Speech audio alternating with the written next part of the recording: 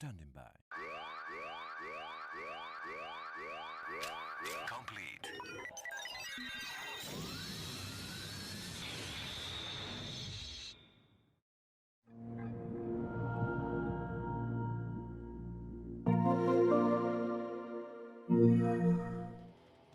Good morning, everyone.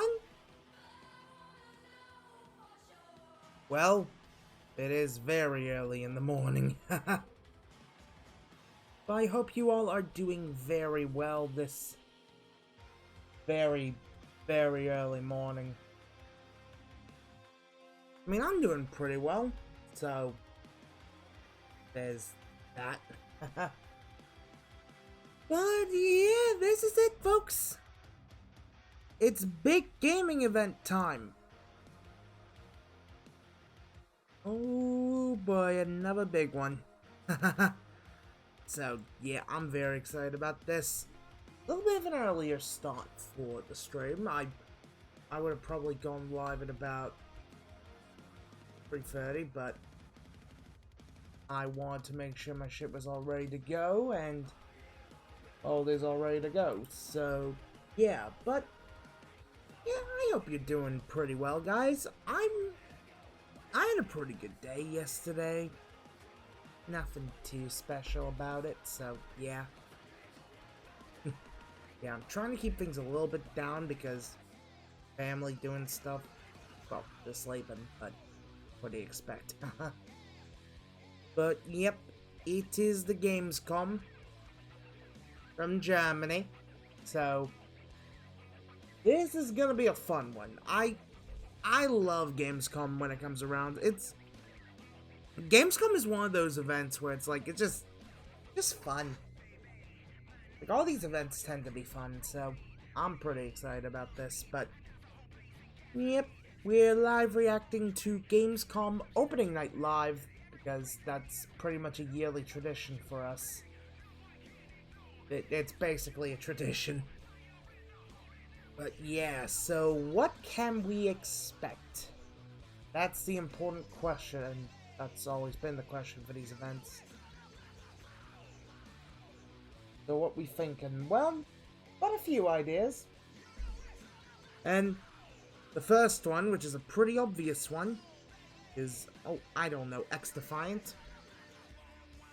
We haven't heard much from X-Defiant since the beta, to be honest, and I really liked X-Defiant. I think it was one of my favorite games of last year, so, well, goddamn, I got things confused. One of my favorite games of this year. So, yeah. Honestly, I thought X-Defiant was brilliant. Just one of those games that I could just play for like so long. It was so good, so I'm very down to play more of it. And I'm hopeful that X-Defiant has a really good release, because I think the game's great. So I wouldn't be surprised if the game gets shadow dropped, because they did say it would release in summer. And you don't have much time to do that, guys. Well, you legitimately only have a few days left to release it, so I wouldn't be surprised if X-Defiant gets shadow dropped. And if it does, then I'm probably gonna stream it for the evening stream. Yeah, I'll be doing 2 streams today because, well, it's kind of what I should do. So yeah, big thing a lot of people are expecting to see is a Spider-Man 2, and I think it makes sense to see more Spider-Man 2. I know Sony could show it at their own showcase, but it's Gamescom. Sony has to show something. I mean, on the first opening night live, they showed Death Stranding, so it makes sense.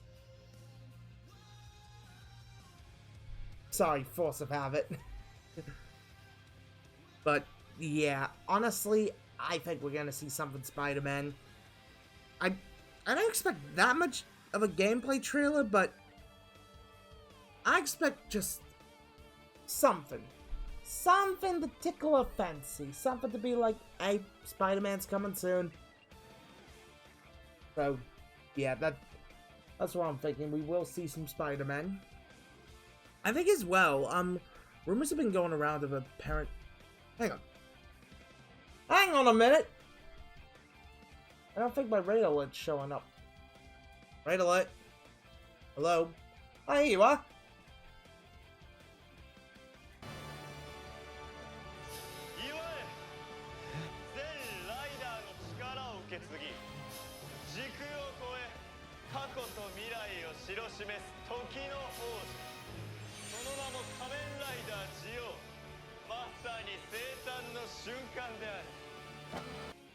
Thank you was. Now where were we? Ah yes. Rejoice. Jagsman Gaming has sent their amazing community with a raid of 5 viewers. Truly, this is the moment where our communities have united. Thank you so much for that text-to-speech. Jagsman, it is so good to see you. How you doing, bud? I'm doing really good. I know it's been a while since I popped into your streams and everything, but just things been going up. Just, I've got a lot of things to do, and plus sleep schedule stuff. So, yeah, but it's Gamescom. I gotta stream Gamescom stuff, so, yeah. But yeah, it is so good to see you. I hope you're doing well, mate. I'm doing pretty damn good myself, to be honest. So, yeah, but we're gonna do the live reactions to the Gamescom opening night live, which I'm really excited about. As you know, I love these big gaming events, so I always live react to them. Because, well, I like keeping in touch with all the news, because, well, I gotta keep in touch with it. But yeah, I noticed you were playing some Fortnite, I believe. So, yeah, that's another thing people are speculating. The next season could be shown. I have a feeling it could be shown. Maybe. But I'm not too sure. It's a wait-and-see type thing, but... Where was I? Oh, yes, the PS5.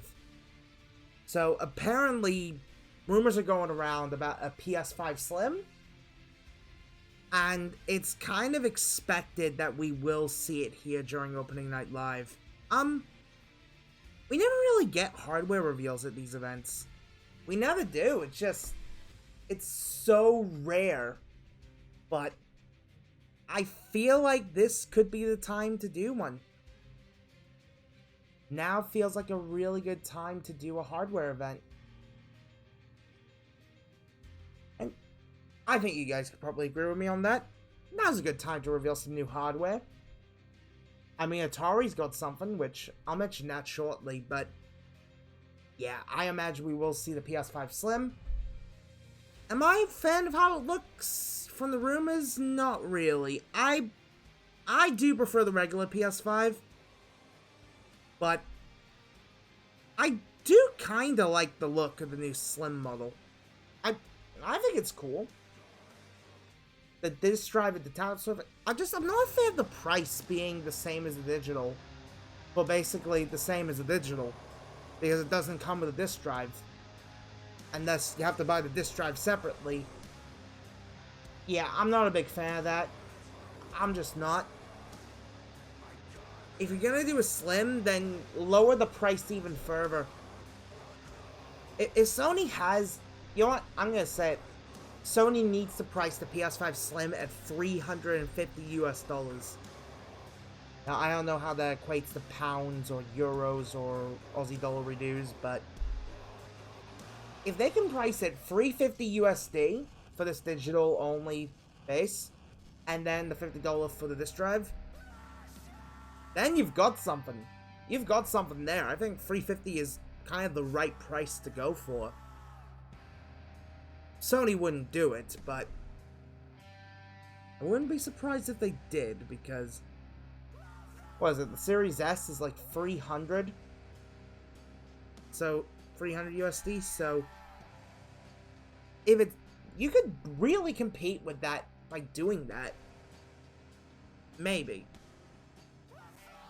I'm not too sure, but it is an idea at least.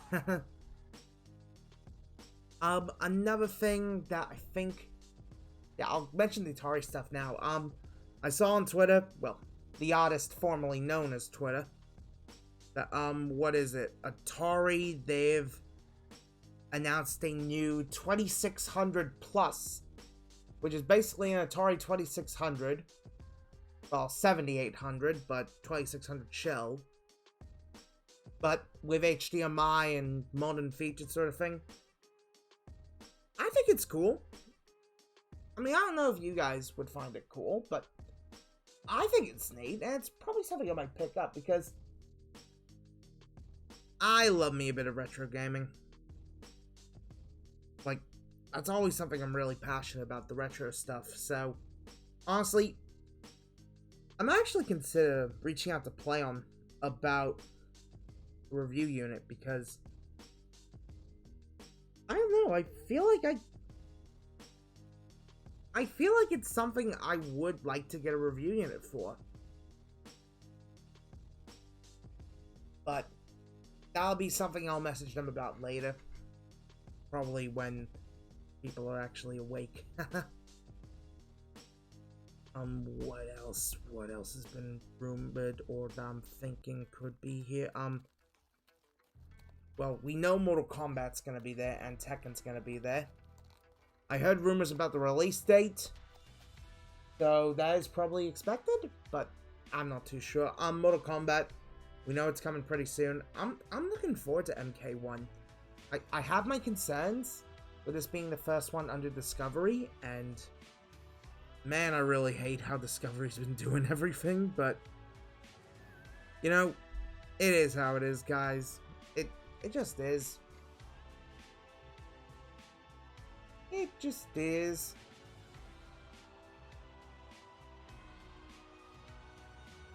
Sorry, this song is just so good. But yeah, I don't really have that many predictions going in. I mean, we might see a new trailer for Firewall. I mean, that's coming out really soon, so it may not need a trailer, but it would be nice to see a trailer for Firewall Ultra. I mean, the game looks pretty good, so I feel like a trailer for that would be awesome. Maybe. I'm not too sure, but it is definitely something on the hoping list. But yeah, Assassin's Creed, that's one that's been mentioned that will probably show up. And there's a bunch of others that are gonna be there. Next Fall Guys season, probably we're gonna hear about that. Realistically, there's just, I don't know, there's a lot they could show, but also a lot that they might not show, because they said that this will be focused on updates, so don't expect any big reveals. I know Sonic Superstars is confirmed, so we're gonna see that, but realistically, they're tempering our expectations, but I feel like we're gonna get one or two surprises. I feel like we're gonna get a surprise in there. If I can guess what it could be, maybe our first look at the Wolverine game? Maybe? Or maybe a look at what could be next from another Sony studio? Like, maybe we might get a reveal for Killzone. I'd be down for that. And maybe Xbox might have something.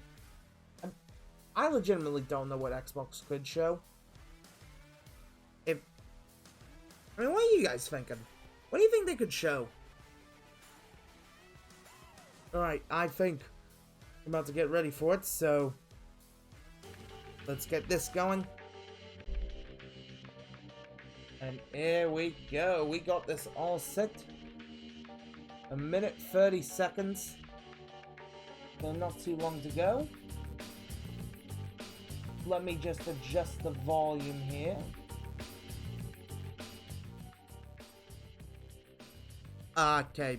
Is that loud enough, guys? Let me know if it's loud enough. Just to make sure.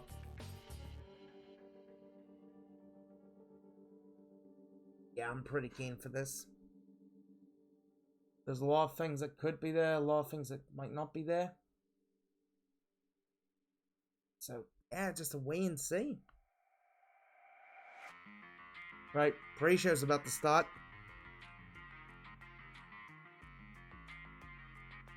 So, there could be some interesting stuff in the pre-show? Probably not, because it's a pre-show, but who knows? But man, I'm pretty pumped. I'm pretty damn pumped.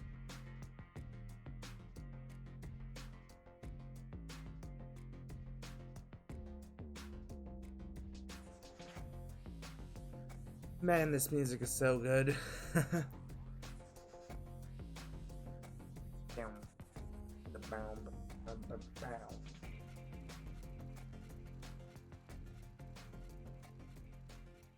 Alright, I think we're about to get to it.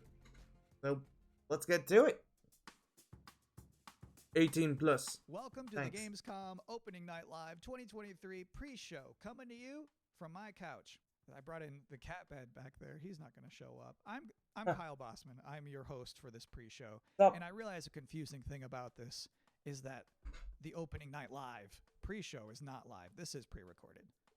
If you don't believe me, watch this. All right, we shot this days ago. The purpose of this pre-show is just to provide you with bonus trailers, interviews, general tomfoolery to pass these remaining minutes that lead up to the big show, Opening Night Live. So, cannot think of a better way to kick this thing off than with a brand new trailer for Streets of Rogue 2. Okay, Streets of Rogue 2. I've not played Streets of Rogue. What are you guys? Have you guys played it? Welcome to the City of Dreams. Huh. Oh, you seem happy. Where anyone can get a fresh start. You'd hope so.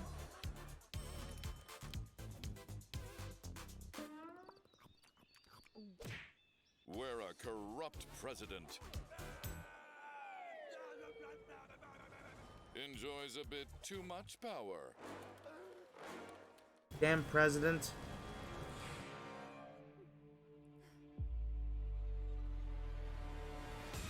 Well, sometimes you just have to go rogue. Yep.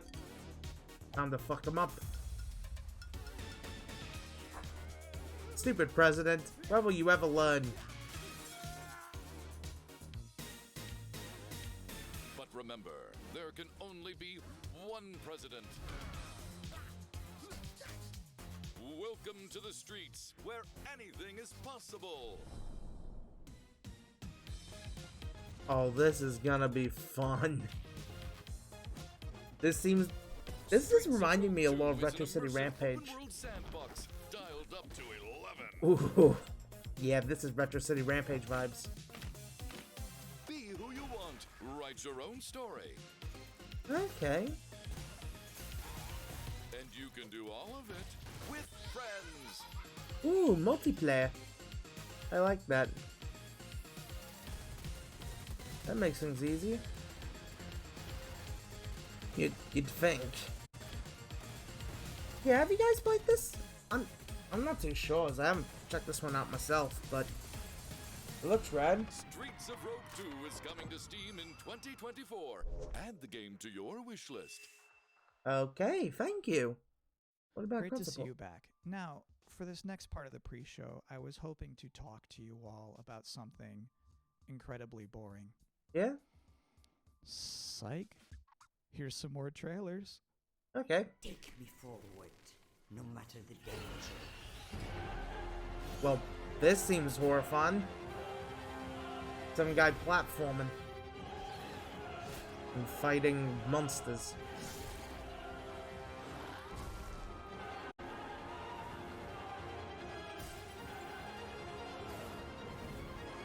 I'm liking the look of it. May not be for me, but Passenger is lost. So is this world. okay. I like the look of that. Ooh, what's this? One last hope. Okay. A champion to defeat this calamity. So a Greek setting. I am sorry to push that fate upon you, Lisvanger. I don't think we've really seen that many games with this kind of setting. Beautiful. It's like God of War is the big one, Hades is like the other one, and then there's a Rock of Ages. That's like the other one. Those are the only games where I can really think of where it has that sort of ancient Greek-esque setting. There are dark forces at work in these forsaken lands. Let me help you. Not sure if you guys can agree with me with that, but I still care about you. Caron, I imagine it. listen to me. Enough.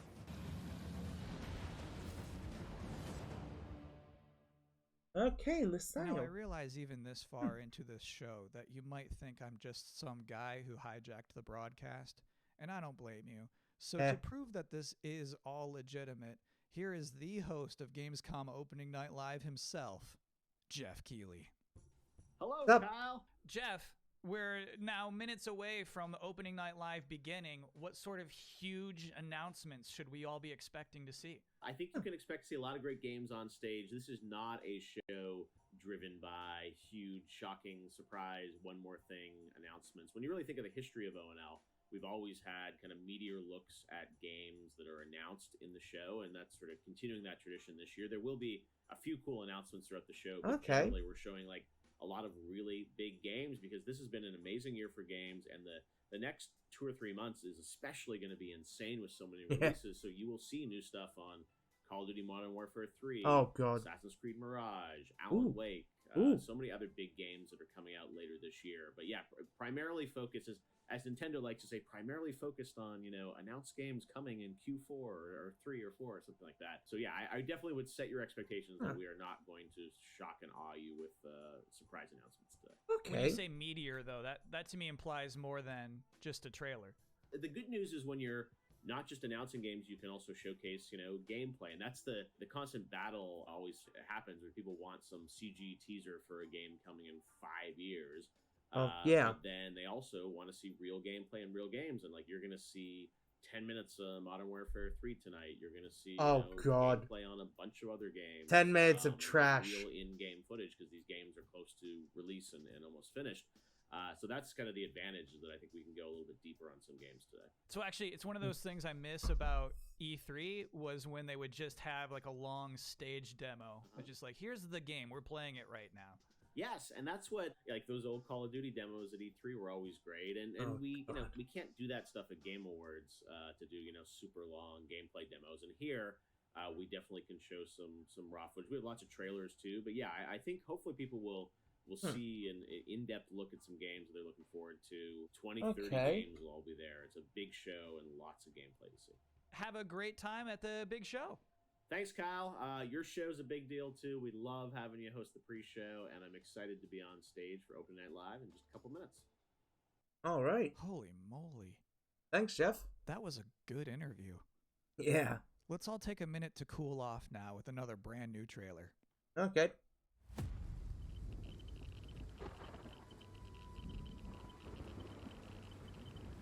Well, I don't know how much this is cooling off, but it's a gas mask and a Geiger counter.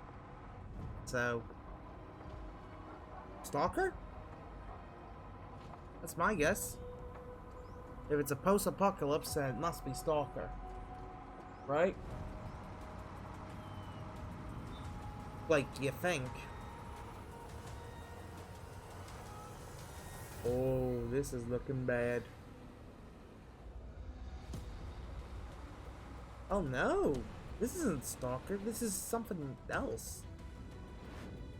This is an RTS. I think this is an RTS, guys. Enzo 2. Alright. You know what? I like the look of that. That looked cool.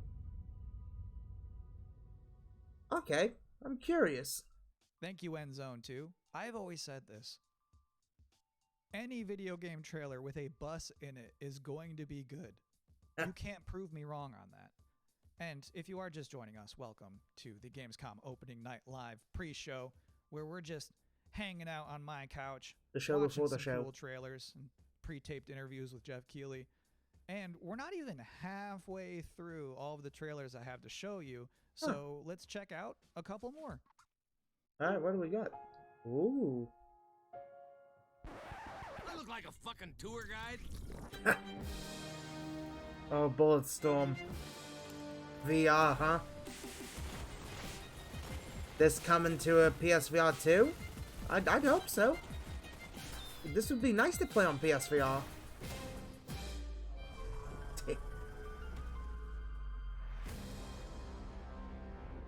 Okay. Pre-order now. Right. I see you're settling in to our wondrous Azoria. Huh. Working the land. Equipped with What is this, Harvest Moon? and creativity. You found a cozy place in this community. Or Dreamlight Valley?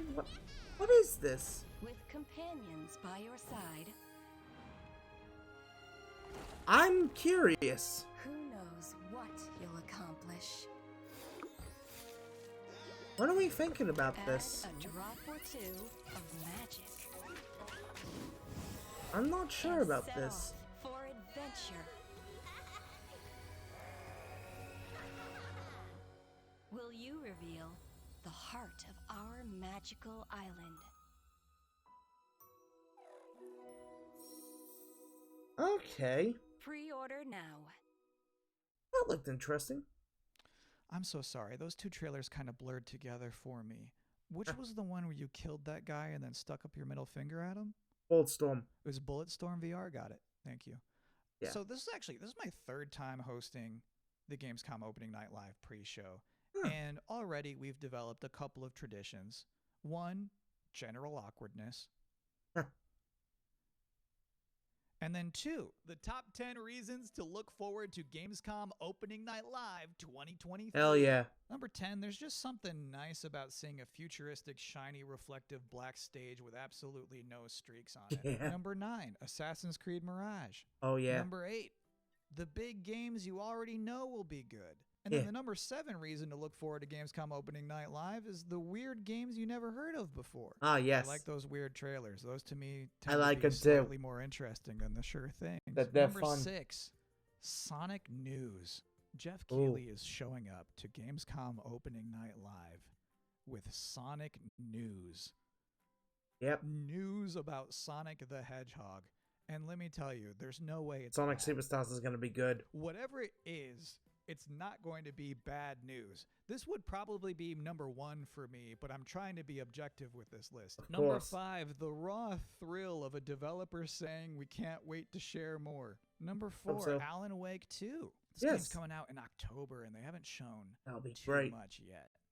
I expect they're going to show something kind of big tonight. Number Hope 3 so. reason to look forward to Gamescom Opening Night Live 2023. It's free.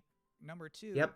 Tekken 8 and Mortal Kombat 1. Oh, yeah. Officially speaking, I cannot rank one of those games Man, higher than fighting the other games, one. man. So if I have to put them in the same box, that's a powerful box. And the Yeah. number 1 reason to look forward to What Gamescom is it? Opening Night Live 2023 is that hands down, this is going to be the best Tuesday night of the summer. And Oh, please yeah. don't be like, nah, not true. I went surfing on a Tuesday. But then We again, don't you got care. NXT, We're talking about all so of us combined. Collectively, this will obviously be the best Tuesday night of the summer.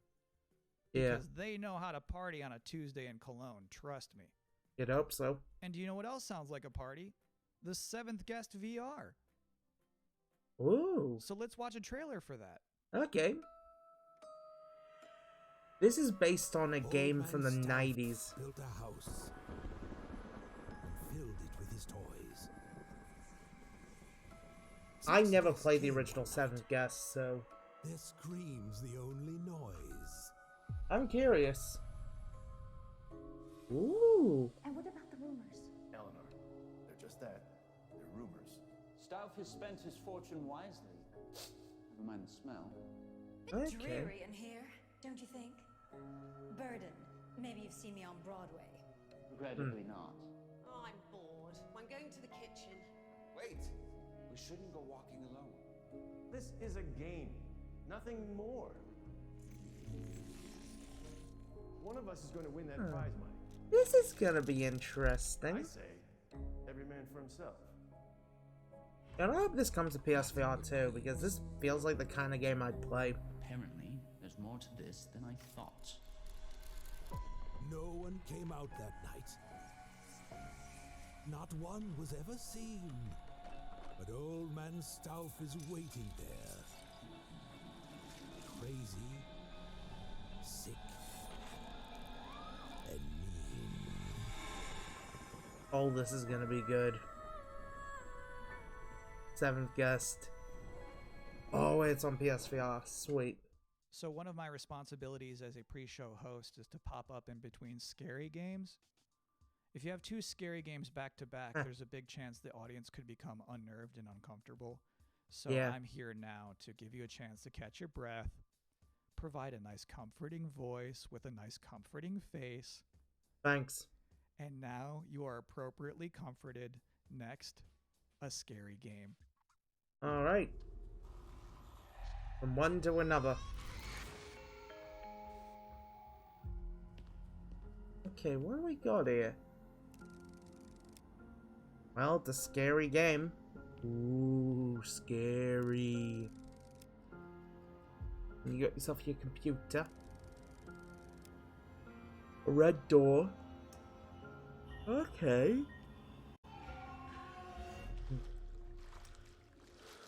If I yawn a fair bit during this, then, well, you probably can tell it's like 3:51 in the morning. I haven't gotten that much sleep, so... Well, I did have a fair bit of sleep in the day. It's... You know what I mean. Okay. 2024. My favorite part of that whole thing is when he's in that dank bathroom and he shines his light into one of those toilet stalls. And, like, the girl from The Ring is standing there and the guy doesn't move a muscle. Of He course. just straight up does not react. That's, like, my ideal video game hero. What a guy. Anyway, yeah. As you could probably tell, I'm not German. So our producers thought it would be a good idea for me to educate myself properly on some Gamescom culture from an actual expert. From IGN Germany, here is Anne Wernicke. All right. Thanks for having me. Anne, I'm so glad you're here. I have so many questions for you. What is the best way for people all around the world to keep up with what's happening with ONL and Gamescom? There's an official Gamescom live stream, and it programs in English and German. It's done by IGN, so that's the way to not miss out on the stuff that's happening. If you're in Cologne, though, and can attend Gamescom, you just go on Saturday and Sunday to Gamescom Festival. There's stages there with musicians playing. There's food trucks.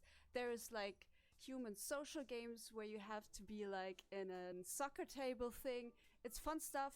You should try it out. It's completely for free. So hold on, what is it? What is a human social game? You know, soccer table? You play. We're soccer talking about tables, foosball. Right?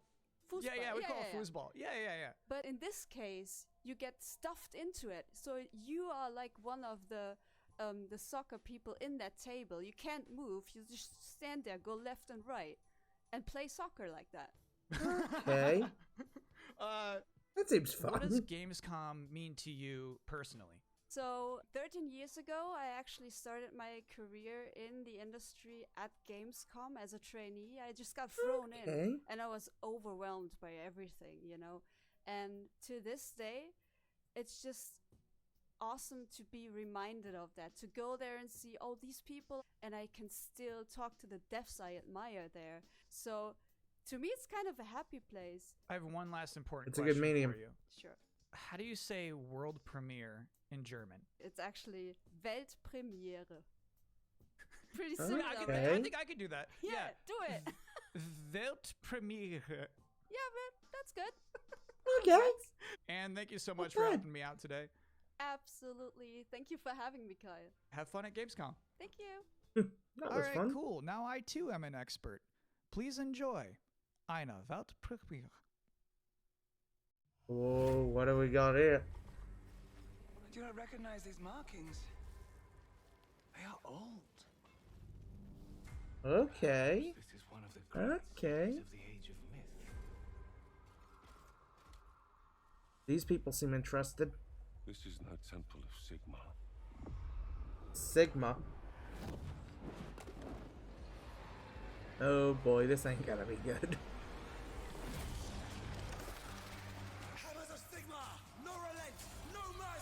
Oh, is this an RTS? I'm not sure, but I'm liking this. It's top down, so there's that, but obtaining this power may end up being the reason we were sent here in the first place. If we can claim it, we can claim you its think? products and save our cannabis. What's us stays us. yeah, I'm liking the look of this. I'm liking the look of this. Just, it seems so chaotic that I'd probably like it. Ooh.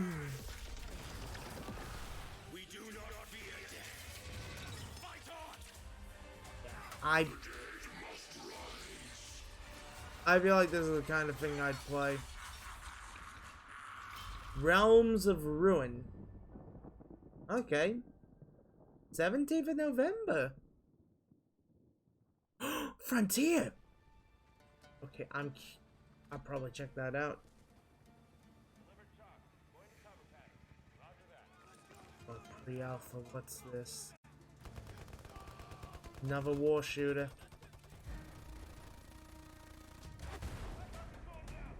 Oh, this guy just blew up.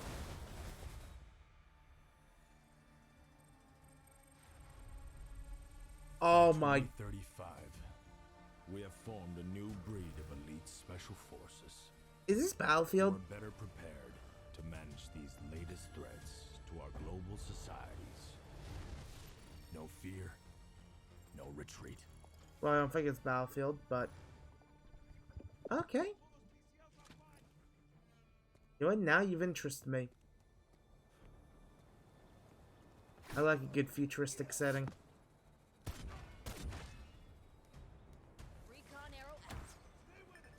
It's a realistic kind of future.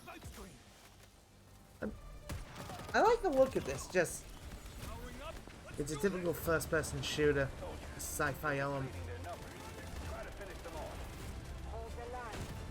Ooh, it's going to. Okay, I might want to play this if I know what this is.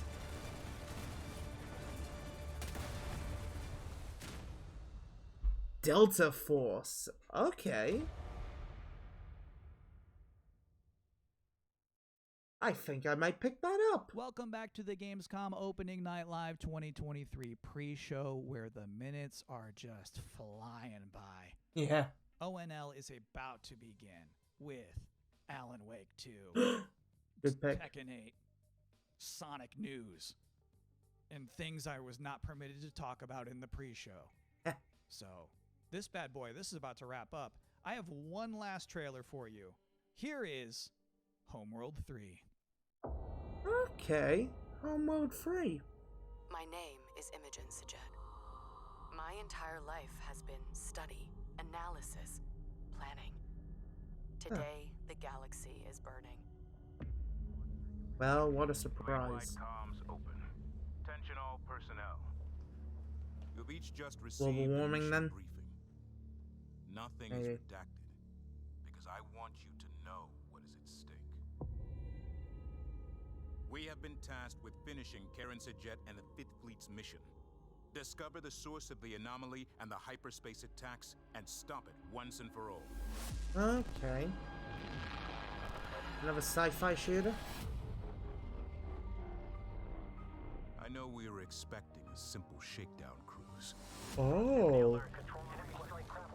Many of you are feeling overwhelmed. Doubting yourselves.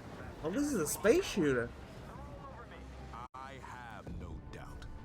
We will succeed. Whatever it takes to complete the mission. Enemy strike craft coming in fast. Okay. My name is Imogen Sajet. Now, I must be more than a scientist. I am Fleet Command. Okay. Oh god, it's Gearbox, but still. And that is looked it. That's cool. all I have for you here in the pre-show, which of course means that Gamescom Opening Night Live is now mere seconds away from starting. Thank you so much for hanging out with me here on my incredibly cozy couch. Enjoy the show. Alright. That was fun to see you on your couch. Time for the meat and potatoes. 18 plus. Let's go. ONL, baby. Please welcome your host, the creator of the Game Awards, Jeff Keighley. Alright, our boy Jeff. Where is he? There he is. Looking as sexy as ever. I'm bringing sexy back here.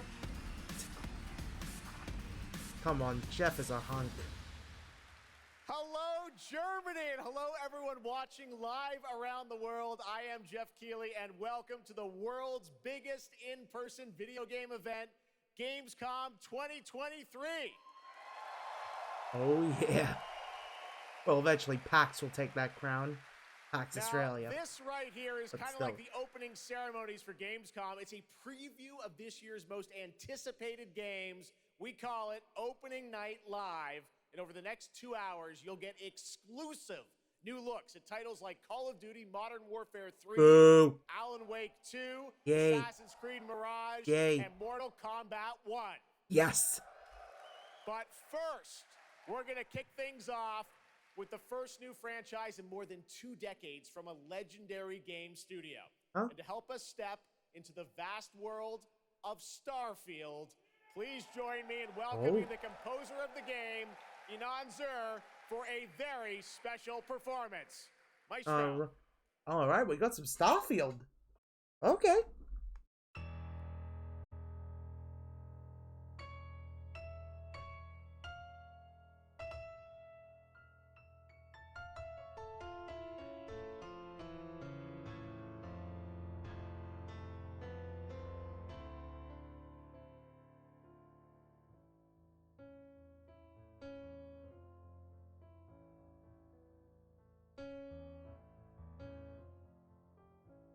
This guy's really good.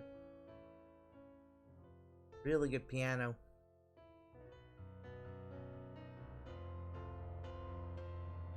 I guess it's our final big look at Starfield before the launch day. I have to admit, Starfield isn't really a game I'm hyped on, but I'm curious. I'm curious to see what the game's like, because it looks pretty cool. Another sci-fi first-person shooter from the people who made Elder Scrolls and Fallout. So, there is a pedigree to it, but just a matter we're gonna have to wait and see on.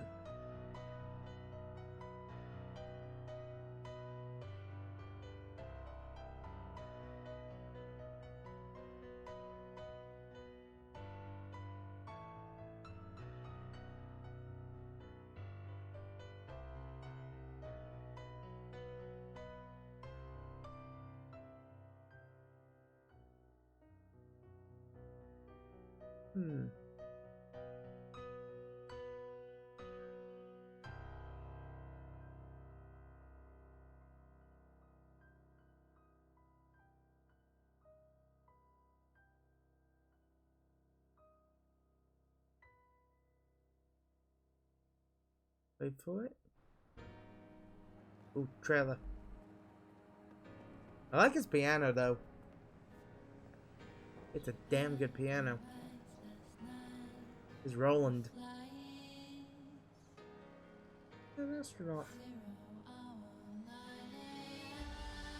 A little one.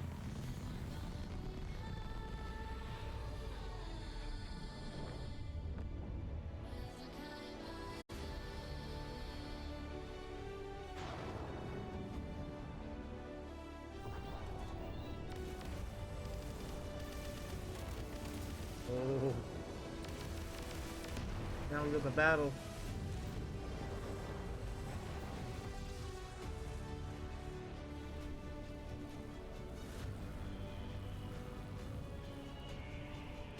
I'm curious what you guys are thinking of Starfield, because I think it's gonna be pretty good. I mean, I know a few buddies of mine are considering playing it, so yeah.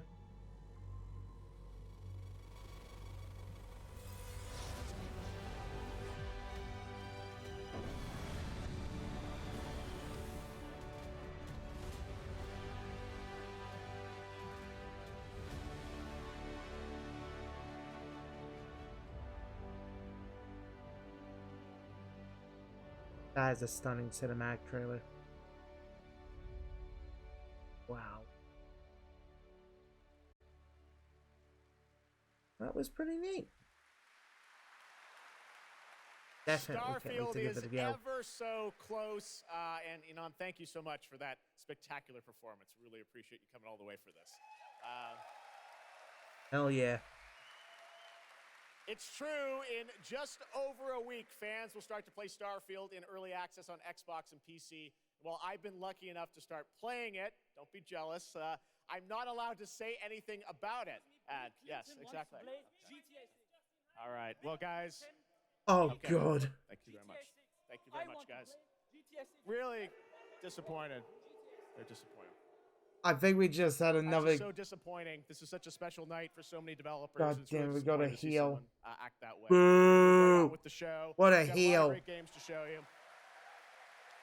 Thanks, security. Really, it's just so Damn sad heels. to see something like that happen tonight. We're here to celebrate games, and this Damn community, heels. how much they mean to us. So, without further ado, I want to move right on with the show because we've got a lot. Let's to get show on you, with it. and the good news, Ignore the Gamescom, is dickhead. we have someone very special here who can be here to talk about Starfield. Please join me in welcoming to Opening Night Live in Gamescom for the first time ever, one of our industry's greatest creators, the director and executive producer of Bethesda Game Studios. That's right, Todd Howard, everybody. All right. Oh, God. Why? I can't believe we just had a dickhead just pop up on the stage. That is a first. I've not seen that happen before.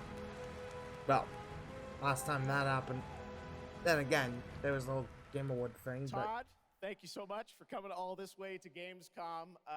We have a lot to talk about with Starfield, but first of all, is this true? This is your first ever time at Gamescom? This is my first Gamescom, and you were right. You said how great the crowd is here, and Well, apart from some people, but it is how it is. And just all the fans that come here for the biggest convention in gaming to celebrate games. And I figured, it is our first new franchise in over 25 years. So if I was going to come, it's for Starfield. Well, we all welcome you to Gamescom in Germany, and we're all very excited to step into this new world, Starfield, and the next week, early access. Set up for people, why did you want to make this game, Starfield? Why did you want to create a new world?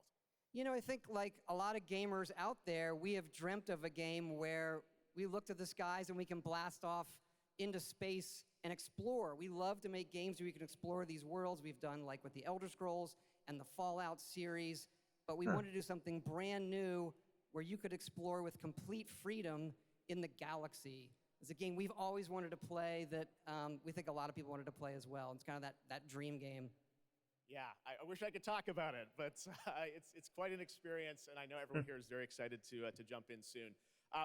You did bring some stuff to Gamescom to show to fans. I know there's a theater. Tell us, I know you've been, sharing a little bit about the game, but I know there's a lot you want people to discover when they play it. What did you bring here to Gamescom? Yeah, it's really cool. We've built a 300-person seat theater where we're actually showing the beginning of the game, and you start out as a miner, and you touch this artifact that affects you in some way, where you see a bit into space-time, and then you get to create your own character. Our games are about creating and being whoever you want, and then you're off on adventure. Yes, let's talk a little bit about this adventure. I know, people have been wondering kind of what the main quest line is going to be after you create your character, which is something that I know. I saw even someone on the internet this week created you, I think. Did you see that? Someone tweeted out a picture. They somehow figured out. I see a lot of things on the internet. I don't know. I'm not sure that's real. Well, the thing is, I think you could literally create, whoever you want and then enroll yourself into this adventure. And tell us about sort of how the adventure starts. What can we expect? Well, you jump off. You're joining Constellation, which are the last kind of group of space explorers like NASA meets Indiana Jones searching for these artifacts. But the story goes a lot of places. The game has a lot of surprises that we haven't talked about. I don't want to spoil them here, but really, really happy with how the story turned out and where it goes. Yeah, it's such an epic experience, and you and your team have done so much for this industry, and the fact that you guys have worked through COVID building this and coming on the other end, we're so excited for everyone to get a chance to play it. So thank you for all you've done for our industry, Todd. Everyone, Todd Howard. Thank you. Can't wait Hell to yeah. play the game. Thanks so much, Todd. Really appreciate it. Nice to see you, Todd. Anyway. All right, well, tonight is largely focused on announced games, but we do have a few surprises along the way. And next, it's time for the global reveal of the third installment in a franchise that is very familiar to Gamescom fans. Right. Here we go.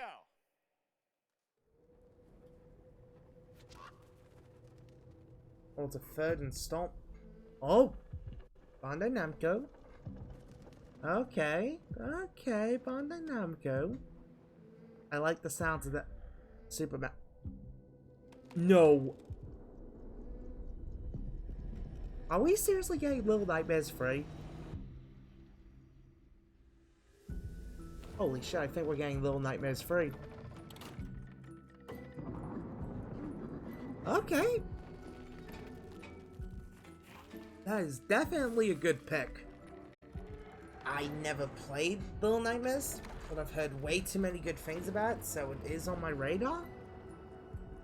Glad to see Bandai Namco continuing this series.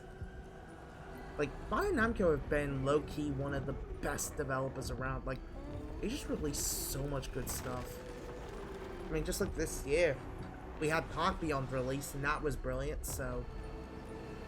honestly, they can do nothing wrong in my book.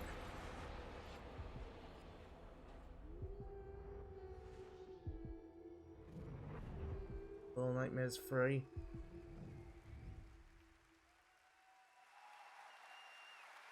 That's right, Little Nightmares 3. And joining me now are Corley and Lucas from Bandai Namco to tell us more. Lucas, thank you so much. It's great to have you back here at Gamescom to announce another Little Nightmares. Thank you, Jeff. Yeah, it's really great to be back. We're very excited to announce Little Nightmares 3 tonight. The franchise has a long history with the show. I mean, that's where we announced the first two games. So for us, it was definitely the best place, best show to reveal Little Nightmares 3 to the world. Well, we appreciate you bringing us this news. It looks incredible. 2024. I see we saw two characters in that reveal trailer. Can you tell us a bit more about them? Yeah, sure. Hi, Jeff. Hi, everyone. I'm so happy to be here to present you Little Nightmares 3. Hell yeah. So yeah, as you have seen, we have two characters, but now you have two players as well, so you will be able to play both in single player or online co-op if you want, and face childhood fears with a friend. Now, I saw a lot of cool new places in the trailer. Can you tell us a bit about sort of the setting for these two characters? Yeah, so our two new characters are Lo and Alone. They are trapped in a place that we call the Spiral. It's a cluster of disturbing places, and they will have to work together, survive in a world full of dangerous threats and full of delusions. And they will also have to find a way out of the nowhere. So yeah, I can't wait to have you put your hands on the game in 2024. Excellent. We don't have to wait too long. 2024. Yeah, that should Lucas, be good. I know that's not all because you're kind of expanding the Little Nightmares world with something more. Tell us a bit about that tonight. Yes, we have one more surprise. So in addition to revealing Little Nightmares 3, I'm very excited to announce our first podcast series. It is called The Sounds of Nightmares, and it's an original story. It's composed of 6 episodes, and we are releasing the first 2 episodes tonight. So you can go on our website, thesoundsofnightmares.com, to check it out, and we hope that our fans are going to enjoy it. That's neat. All right, well, we're very excited to learn more. Thank you, Lucas and Corley. Thank you, Jeff. Little Nightmares 3.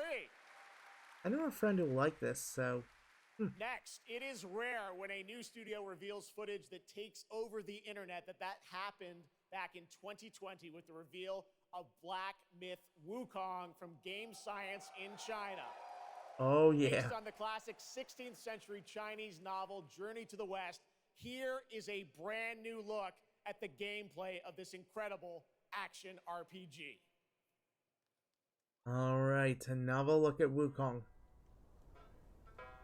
From Game Science.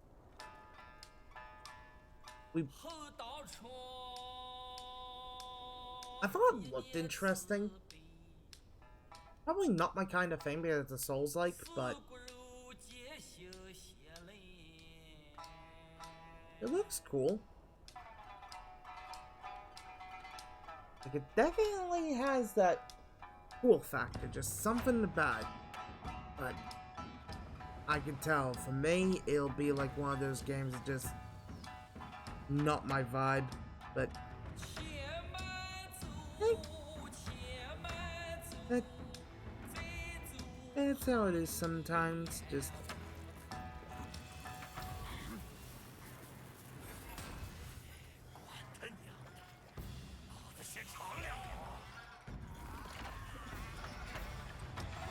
oh yeah.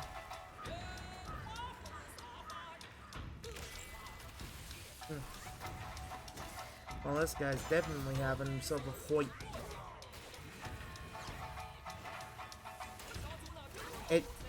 It's like Dark Souls. Seems like everyone now wants to copy the Souls formula, which all makes sense. But then again, it's not for me, so yeah. I mean, it looks cool. Don't get me wrong, it looks pretty damn cool.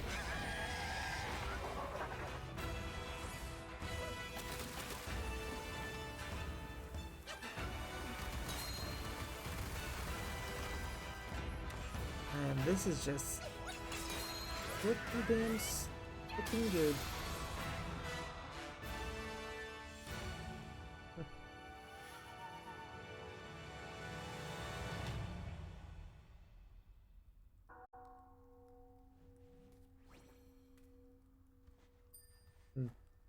What's he found? Oh, a statue.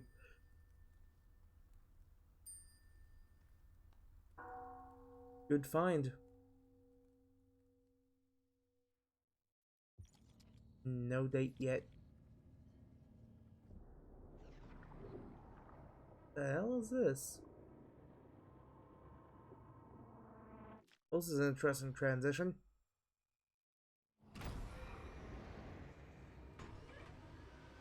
We have some demon-looking things.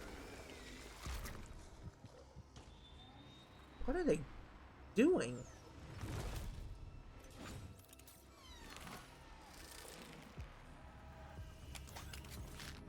What the hell is this?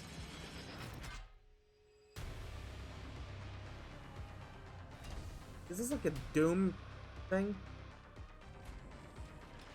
This guy looks horrifying.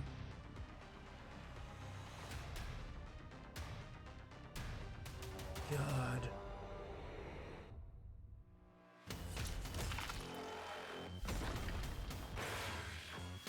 Yeah, this is going to be scary.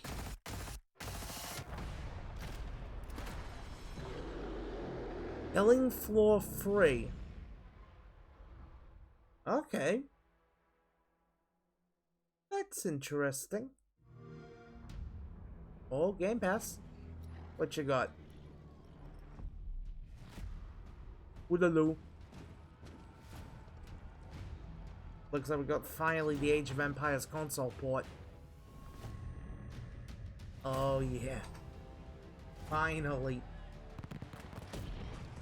I know I've wanted to check this out for a while, so I'll have to see we finally know when the console port's coming. Hopefully it'll play a bit like Halo Wars with the controls, because I think Halo Wars nailed console RTS. So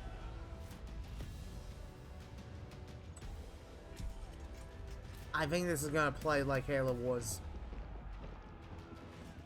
Probably. Although I'm not too sure.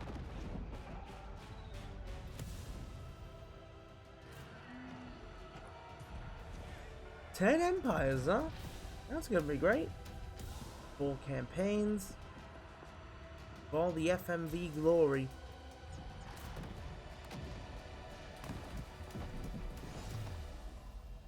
Make history a story. I like that. Today, huh? That's neat. Thanks, Xbox. What a great surprise. Age of Empires 4 Anniversary Edition, an award-winning game on PC, is now available on Xbox consoles today. That's right. Hell yeah.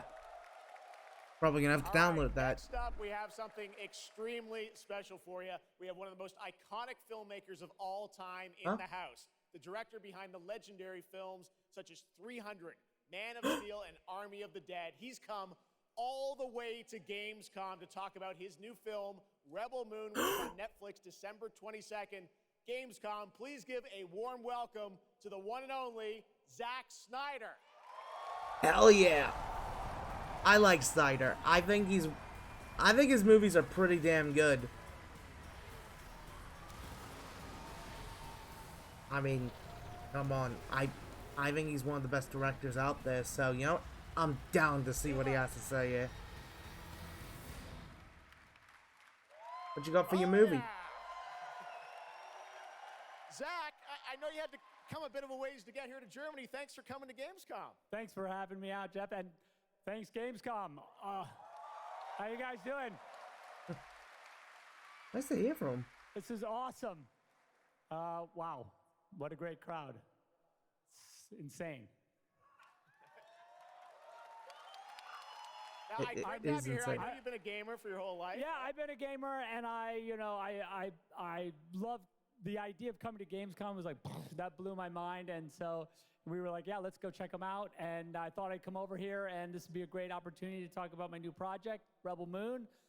Maybe show you guys something. I don't know. Yeah, maybe Yeah. the world premiere of the trailer, which is coming up in just a second. Yeah, here. just a few moments away. Ooh, Okay, I'm well, curious. Let's kind of roll it back, though, because I want to talk about this IP, Rebel Moon, and it's really a whole universe that you've created, and we're going to get into that in a minute. But what was the original inspiration for creating this new world? Well, I was always a fan of, team building movies, Dirty Dozen, Magnificent Seven. And also I was a huge fan of this adult illustrated fantasy magazine called Heavy Metal. And everything in there just blew my mind. And I really loved like how intense it was and how crazy it was and the worlds that it introduced me to.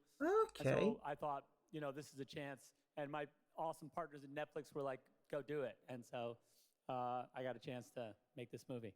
And you've got quite the cast in it. I know Anthony Hopkins. Yeah, Hopkins plays this robot, amazing robot, and it's an insane ensemble. And of course, Sofia Boutella is really the heart of the movie, and you'll see her just kicking ass through the entire film. So it's fun. And what I love about, you'll see it in just seconds, but there's even more Thanks, than just the films. And part of the reason we wanted to have you here at Gamescom is I know you're kind of expanding on the films with a whole universe of things that are going to be, narratively linked to what you're doing with the movies. Tell us a bit about what's in store. Yeah, we're also super excited to reveal that we're making a video game for Rebel Moon, and the game we're developing with Super Evil Megacorp, and it'll expand the Rebel Moon universe. It takes place like right after the events of the two movies, and it really is I've been talking with those guys and really interacting with them. The ideas they have and the way the game's going to expand the universe is just unbelievable, and I'm super excited about it. You'll be able to like pick your rebel and then go on missions, and it's like one and two players in a co-op. Yeah, and it's crazy. But we're just starting to talk about a bunch of other crazy ideas inside the game, so it's really definitely fun. curious to see that. Keep your eye out for more. All right, well, we love it. The films, the game, and more. But let's roll it back to the movie, because we are going to get a first look now at this incredible film, part 1 and part 2, right? Yep. So this little trailer we put together, a little tease of the universe. So I hope you guys enjoy it. I can't wait for you to check it out right now.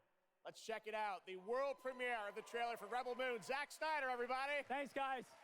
Thanks, Zach. I'm curious to see your movie. What have we got, Netflix? Hope this gets the cinema release.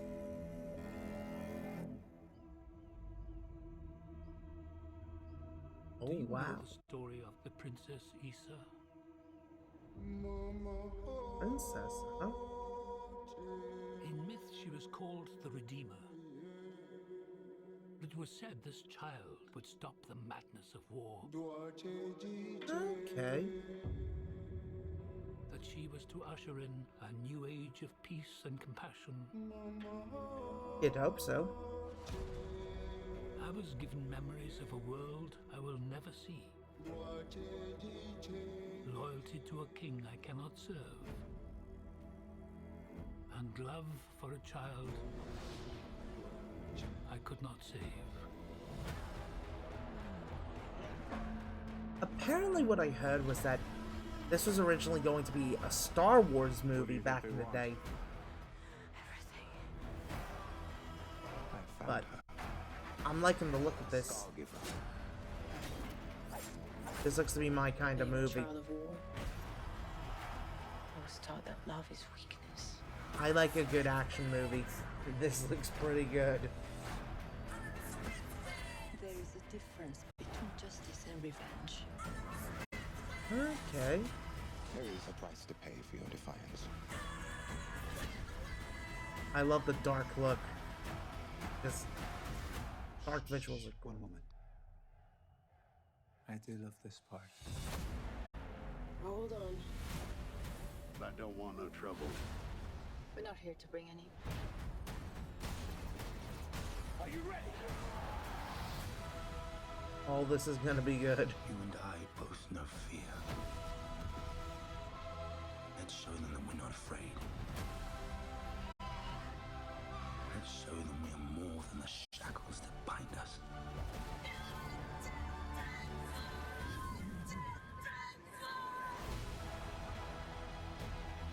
Oh man, this is gonna be good. A king is a man, and a man can fail. But a myth is indestructible.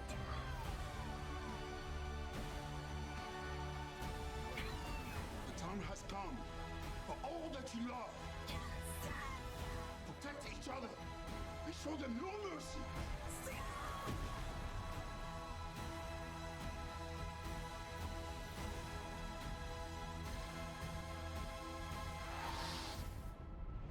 Who among you is willing to die for what you believe? Oh, this looks good. This looks really good. I'm down for Rebel Moon. Oh.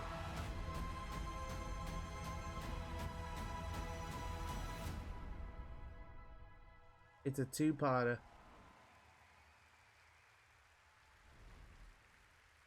Hopefully it gets a theatrical release because I want to see it in cinema. That looks insane. I cannot wait to play that game. All right, well, now we're going to move on to something that is very long awaited because sometimes good things do come to those who wait.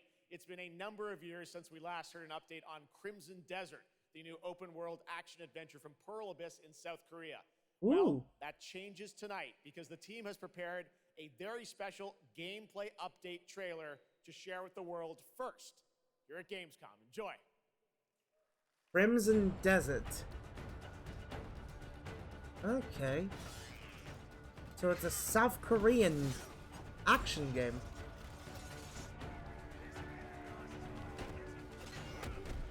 I mean, I like the look of it. It seems like a fun, just hack and slash type thing. That's the way I can describe it, just like a hack and slash. Where you can just beat the piss out of everyone. What are you guys thinking of this? What are you guys thinking of the show so far? I'm really enjoying it.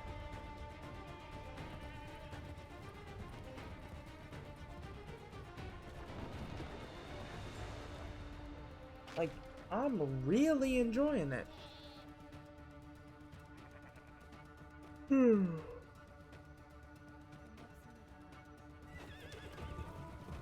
And I'm feeling tired, but we're gonna get through this.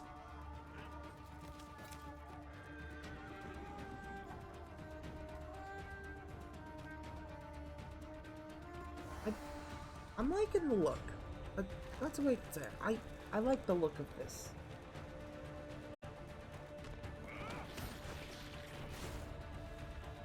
It seems like something I might want to check out. Cute little kitty. Oh, bushes. Hay bales and such. I'm curious. I'm curious about this game. I'm liking the look of the gameplay. So, yeah, I think this might be something we check out. I don't know who's publishing this, but I might want to play it.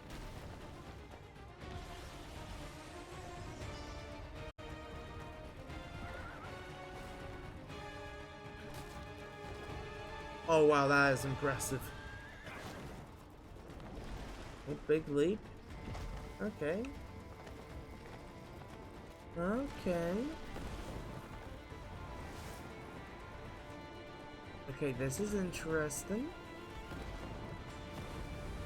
Just everything just blow it up. I like that. Everything can just blow up. This looks so crazy. Hang on, what's this? I am now go to inventory. Huh, apparently I think I've heard the drop.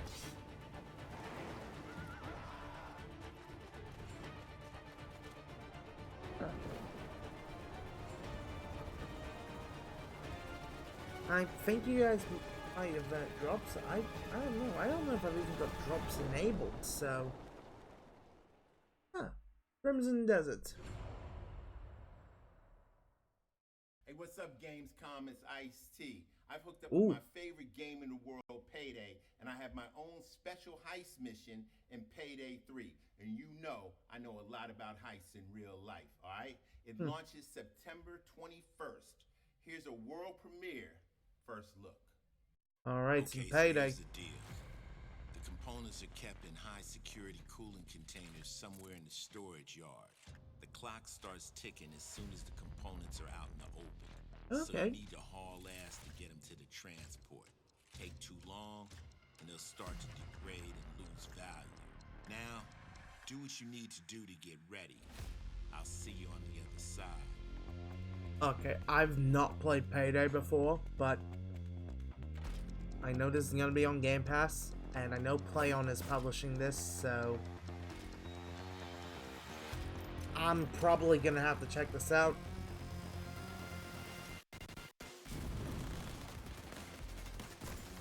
Might have to see if I can do a heist for some papes, maybe. I'm not sure, but I'm curious to give this a go.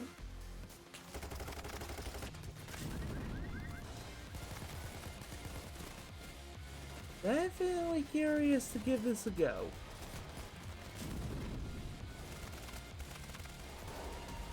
Everything blowing up. Oh yeah, I'm down to play this.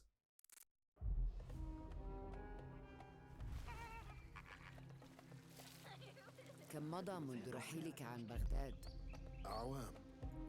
Huh, Assassin's Creed? Yeah, Assassin's Creed.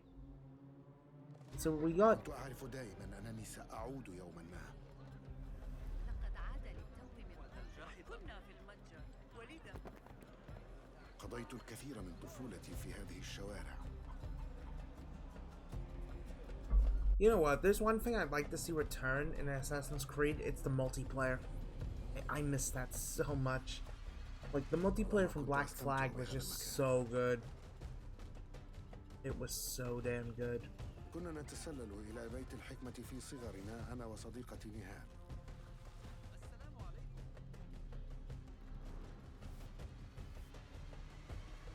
ذكريات جميلة صارت كريهة الآن. قلبي يتألم لما حدث لهم. This is definitely Assassin's Creed.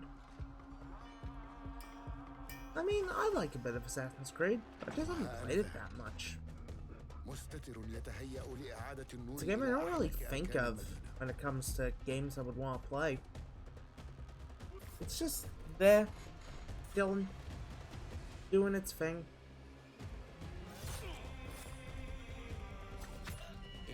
تبعد نسلي عن الأبرياء وليس عن تنظيم القدماء. This is definitely gonna play like the OG ones.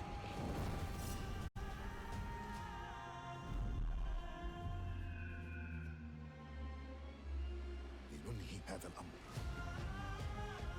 I'd say this is gonna play a bit more like maybe AC2? Probably. I'm not sure.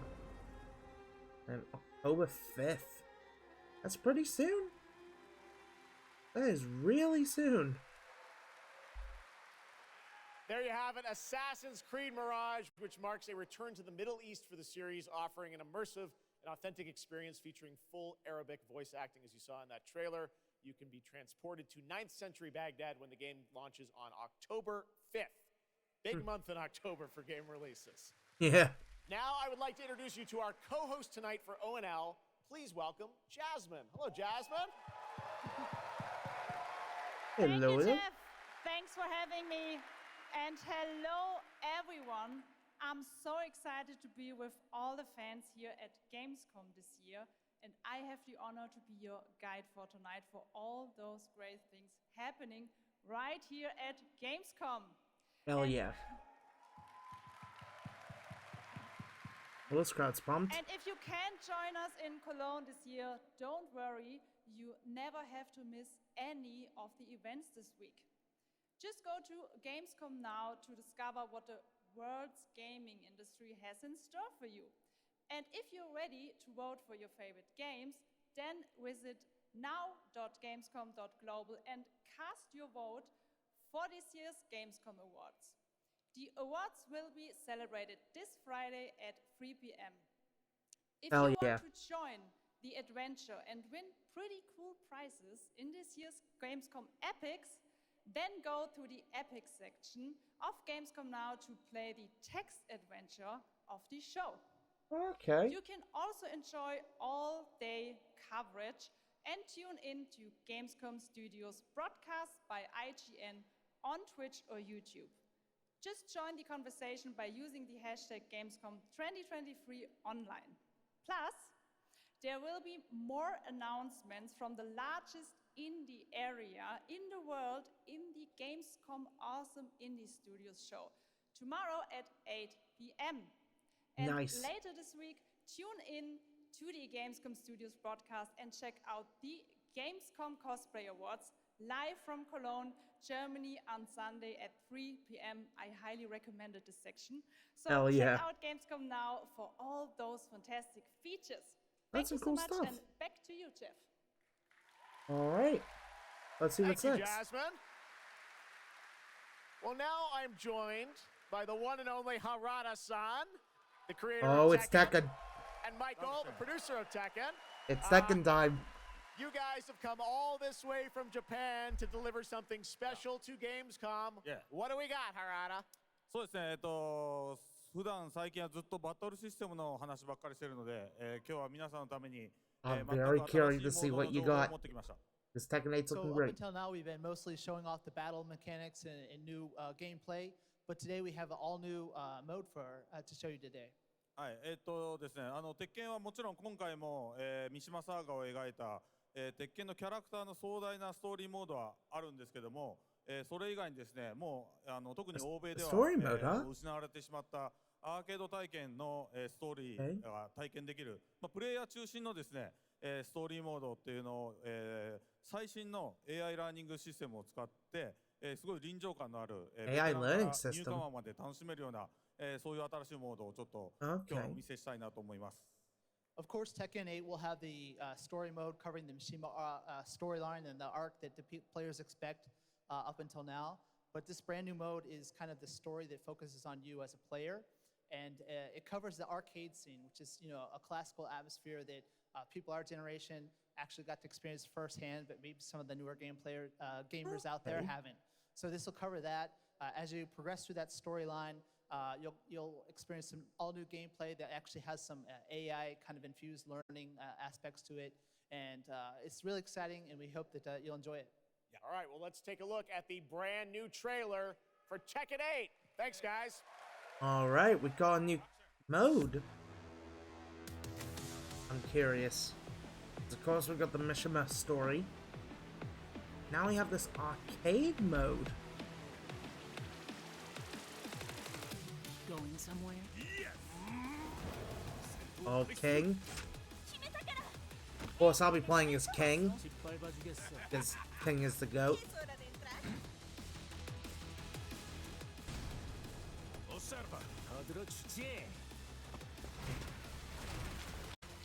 Hopefully there'll be English voice acting available as well. I played a little bit of the Tekken 8 beta. I liked it. Let's go. I thought it was pretty good. Willst du im Sparring gegen mich antreten? I hope this comes out November or December, because man. Okay, ooh, arcade. Cheap. Oh, I see what we've got. An arcade mode.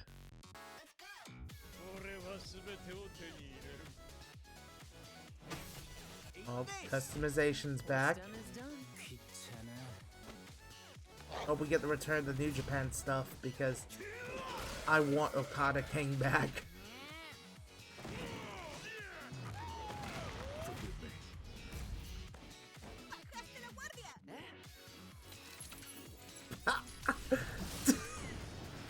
Okay, that's cool. That's cool. I like that.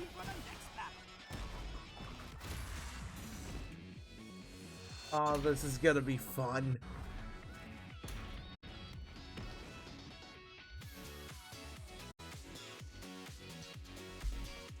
Oh, yep, it's January. January 26th. I hoped it was earlier, but I'm definitely picking up Tekken 8. There you have it, Tekken 8 coming in January 2024. All right, I'm now joined by Shelby Carlton and Dave Swenson from Sledgehammer, because on November 10th, Call of Duty Modern Warfare 3 arrives. Oh, and today, God. you guys are going to be the first Mid of audience duty. in the world to see some raw, real gameplay from the campaign. Dave, Shelby, welcome to Gamescom. What can you tell us about Modern Warfare 3, Dave? Well, first of all, Jeff, it is awesome to be here. Modern Warfare 3 this year is the complete package. We're shipping 16 multiplayer maps, all from the original Modern Warfare 2. These maps have been modernized with new gameplay and features. It's a dead game. We also have open world zombies. This is our largest zombies. Yeah. I don't care. This is Let our the largest franchise zombies die. offering ever, and for the first time, it's set in the Modern Warfare universe. And of course, this year we are bringing a huge innovation to the Call of Duty campaign. Yes, let's talk a bit about the campaign, Shelby. Makarov, I know, is going to factor into this. See him over there. Tell us a bit about what is the storyline? What can we expect from the campaign? Yeah, so for the first time for Call of Duty this year, we're doing a direct sequel. You know, Modern Warfare 2, they asked a lot of interesting questions in their story, and Sledgehammer Games is so excited to work with Infinity Ward on the campaign to answer some of those questions and to bring you Modern Warfare 3. And one of those answers, he's standing right behind you. Yeah. He is Makarov. He is our infamous antagonist. He is cold, he is calculated, and he is trying to bring the world to the brink of war, but not if Task Force 141 has anything to say about it. So we are just so excited to get this campaign into the players' hands. All right, well, we are going to see a playthrough of a campaign level, but first, Dave, I want to talk about something new you're doing, open combat missions. What are those? So Call of Duty is known for epic cinematic stories, as Shelby talked about. And this year in Modern Warfare 3, we're introducing a new innovation to the Call of Duty campaign that's going to allow players to interact with that story like never before. We call them open combat missions. Open combat missions are player-directed. They allow the audience to play the game the way they want to play it. So if you're like me and you like stealth, you can go in quiet, you can equip, suppress weapons, complete all the objectives without the enemies ever knowing you were there. But if you want to go in loud, you can strap on armor plates, you can go in, hit the enemy head on, and open combat missions will support it. You can leverage. Are you trying to make things complicated? Tacticals, again? lethals. You can even use your favorite kill streaks in campaign. Now, open combat missions are really important to our campaign story, and they're going to work seamlessly with those epic cinematic missions that Call of Duty fans know and love. No one And tonight, we cares. want to show you an exclusive first look at one of these epic cinematic missions. Okay, set it up for us, Shelby. What are we going to see? This is the start of the game almost, right? Yeah, so this is a sneak peek of the very first level of Modern Warfare 3. This is called Operation 627. All right, check it out. Here you go. Call of Duty at Gamescom first. Thanks, guys. Oh, God. Mid of duty, mid warfare, mid. Let this franchise die already. I don't care how much money that's costing Microsoft to buy Activision for this. Let it die. We don't need COD anymore. X-Defiant's gonna kill COD. I'm sorry. COD is a dead game.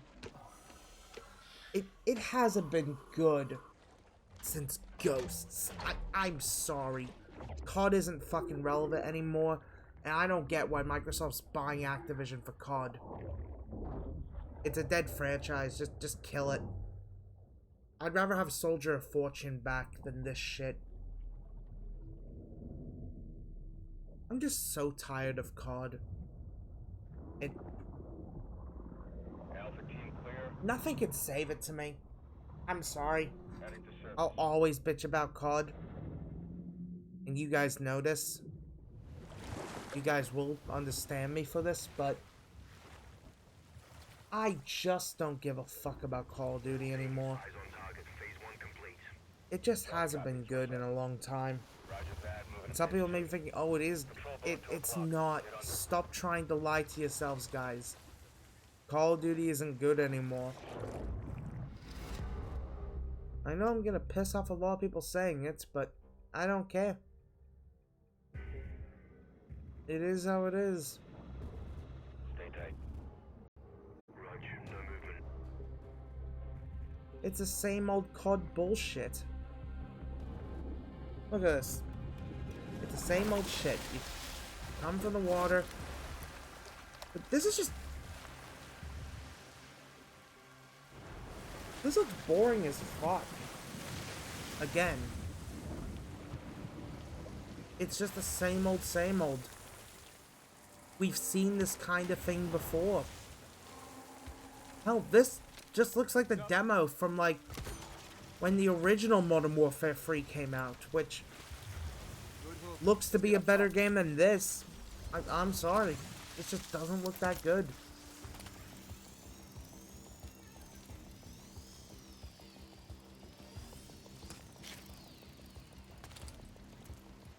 It's just the same old, same old. And I don't want the same old, same old. I want something new. And this is not new. All teams, Alpha's in. How copy? It's the same bullshit. Moving to Mark DZ. Stand by. It's the same bullshit, but more complicated. Which isn't what we want anymore. I'm just tired of this shit, okay? It probably doesn't help that I'm tired right now, but still. I just like to be open with you guys and be honest and shit, and well, DZ clear. it's definitely a good example of me being honest. Alpha to Bravo 1. Marking with IR. Confirm visuals. Why does Xbox think that COD still sells? It's just not worth it, guys. I'd rather see a new Spyro the Dragon or Tony Hawk's Pro Skater than this. Call me a negative Nancy, but it's true. Alpha to Charlie. You set? Affirmative. All teams green to go in phase 2. Check. Roger.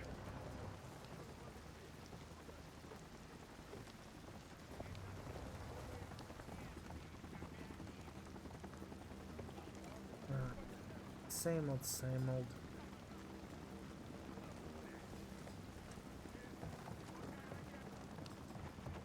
You know, I'm sorry to say it, but the graphics don't look that impressive.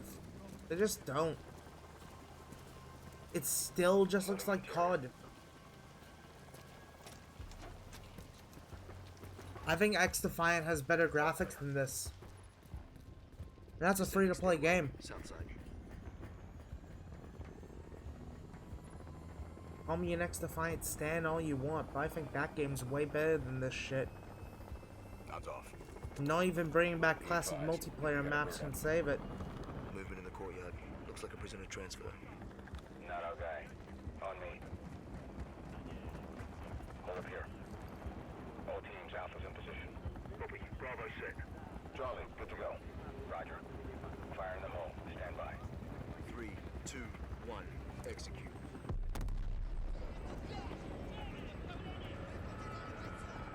They're taking the bait. It's the same old bullshit. Light 'em up.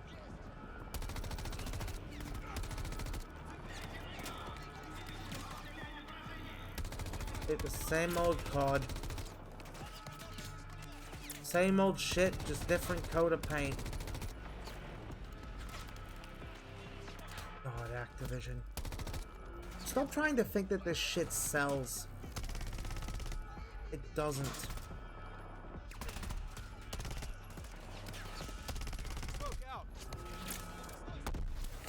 I'd rather play the older CODs than this. I'm sorry. Hatchway. On me. Move. Pop the hatch. Just announce the COD's coming to Game Pass and that's it. That's all you need. Because we don't need this shit. Bravo. Alpha's in the tunnels. What's your status? Outside the control room. Waiting on you. Copy. At the gate. Stand by. Oh, this is going on. I'm just gonna check something here. Okay. All teams, let's roll thunder. Bravo, pull the plug. Roger. Blackout in 3, 2. Hey, I'm really feeling tired here, but I'm still doing this. Cause yes. I do like this. Right.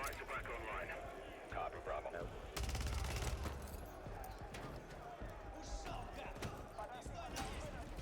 Oh god. Kick off the riot. Roger. Opening blocks 1 through 4. Same old, same old.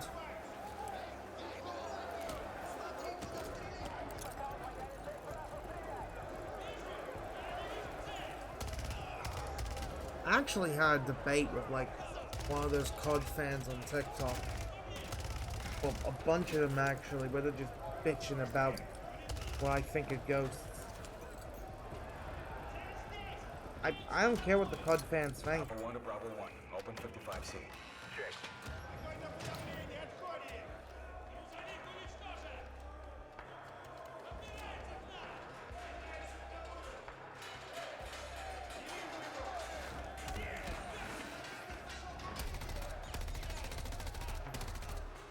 I'm just trying to deal with this dickhead.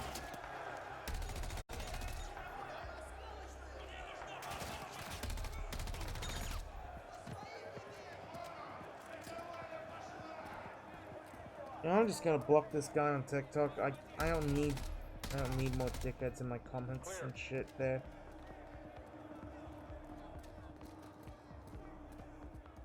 I don't care what the COD fans think. I don't care what they think and what they have to say. Alpha moving on sub-level. Call of Duty is a dead game. Let's get You can't change my mind. Ready, breach? I don't think anyone can change my mind, really. Breach her up. Not even Activision.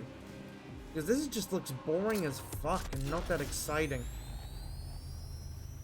So yeah, game looks shit. Please let the franchise die, Activision. No one cares. Just make a new Spyro or Pro Skater. Please. We don't need more mid of duty. Stay tuned for more Modern Warfare 3 details and gameplay when Call of Duty Next, the premier showcase event for Modern Warfare 3 multiplayer, Call of Duty Mobile, and Warzone takes place. We're announcing it tonight on October 5th, and jump in for yourself when the multiplayer beta kicks off on October 6th. We have so much more to share with you, but first, here's an update on Nightingale. the new shared world survival crafting game. Finally, something good. After a few years of waiting, it's finally time to find out the early access release date for Steam and Epic Store. Alright, Nightingale. This is gonna be fun. The Feywilds await.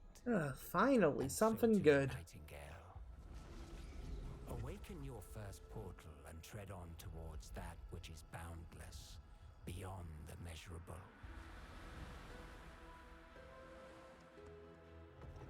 Sequestered. Struck. Nightingale looked really interesting from when we last saw it. So, I'm curious about... Hopefully we'll get a console release date soon, because I want to play it. But obviously this is the early access, so obviously it will be a long way away, the console, but I'm keen on this. This seems fun.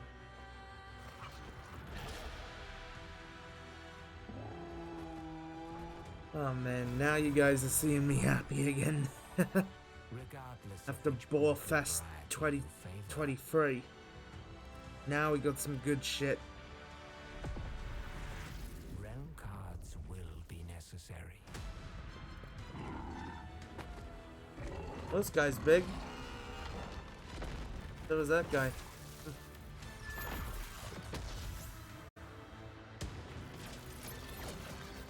Curious what you guys thinking of this one, because this is definitely looking pretty damn good.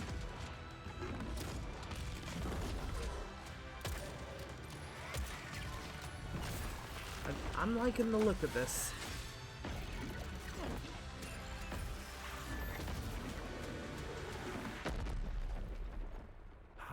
Can fly. Let my words steer your steps. Okay.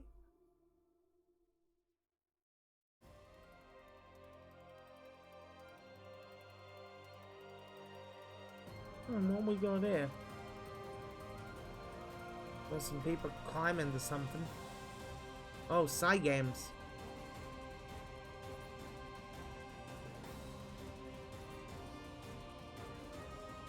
We got ourselves a bit of an RPG here.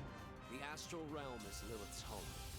One way back is to restore the forbidden primal.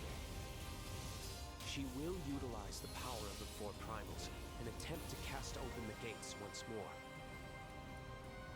You can tell primal beasts were weapons created by astrals. Their powers are capable of untold destruction.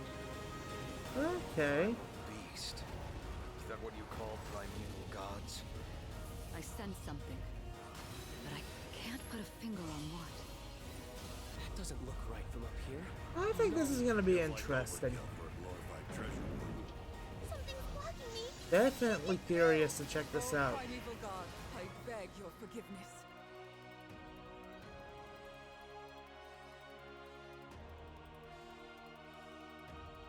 But fate set in motion can't be stopped.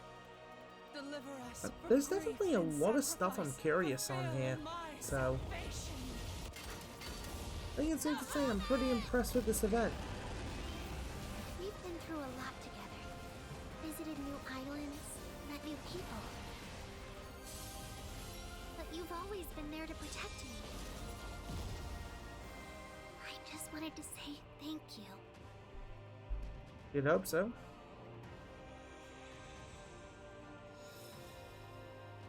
Huh. I like the look of that.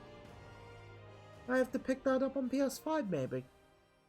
Keyword being maybe. Hey everyone at Gamescom, Gina Torres here. I play General Kirkin in Immortals of Avium. She is Jack's mentor. She is tough, and she is conflicted about how to win this ever war. But that's all I can say. Let's take a look at the game. It's out today. Out today? Oh. I know a few people who have review codes. I won't say who, but I know someone who has a review code. I'm definitely curious about Immortals of Avium. I know I probably won't be getting review codes or anything of the sort, but I think it looks pretty good. MGB Live is cool. GB, it is good to see you, mate. Hope you're doing well. We're currently watching a bit of the Gamescom opening night live, and we've seen some pretty good stuff so far. They're showing Immortals of Avian right now. Well, yeah, we've seen some pretty good stuff. And we've seen a few things that just aren't that interesting, but hey, is what it is with these events. But I'm liking the look at this. I'll probably pick it up. Well, when I get the opportunity to, but that'll be a while because I've got a lot of shit I need to do. So, yeah.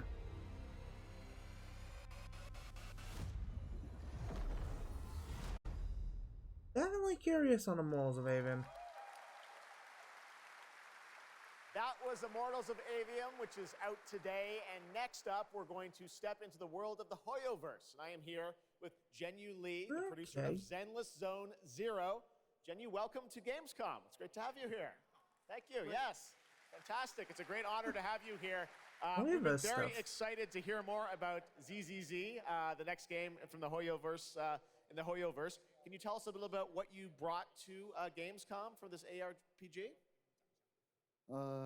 非常荣幸今天来到 Gamescom 这个舞台，并且给大家带来了我们的作品《绝区零》，是一款 Hoyoverse has got some really cool stuff, so. I'm incredibly honored to be here tonight, and I've brought one of our newest products with me today, which is Zenless Zone Zero, an urban fantasy APRG. Urban fantasy. Okay. This is from the same people who make Genshin, so I'm curious. Curious to see what this is like. It'll probably be like Genshin. So I know it's been a while since we've given you an update on what we've been working on, and that's why I'm particularly happy to be here today to give you an update on the progress that we've made with this game. 接下来的 PV 会有我们新制作的战斗机制和我们新的都市交互系统。 I'm definitely curious. 希望大家喜欢。 So we've brought a trailer with us, and it shows you some of the urban environment that we've been working on, and also some of the dynamics of the game. I hope you like it. Excellent. Thank you very much. Here you go. Brand new trailer for Zenless Zone Zero at Gamescom. All right, some ZZZ.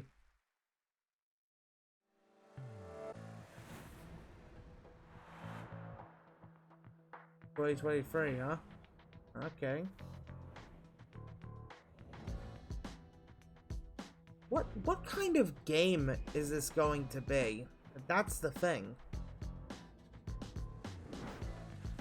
Because it's looking to be a gacha style game. In the same vein as Genshin, but different. It's urban, not fantasy.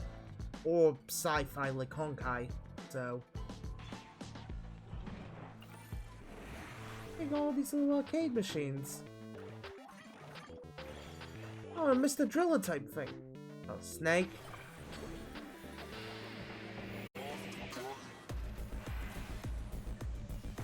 Okay, I see what we're going for. So, it looks to be a sci-fi... what was it? Cyberpunk? Yeah, cyberpunk style action RPG.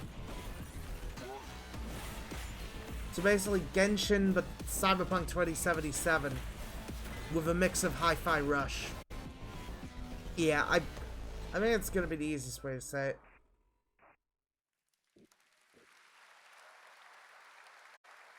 This past April, Honkai Star Rail made its global debut, and the game has captivated players with its interstellar grand journey. And today we're excited to share a special look at its beloved characters and provide an update on its PlayStation 5 release. Oh, finally! Console port! The Luofu's reconstruction efforts are ready for inspection, General Fu Xuan.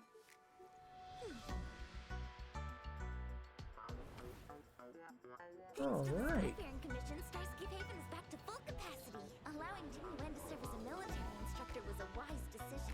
The troops' morale is sky high, and the Realm Keeping Commission has completed repairs in Exalting Sanctum. Harmony has returned to the Xianzhou.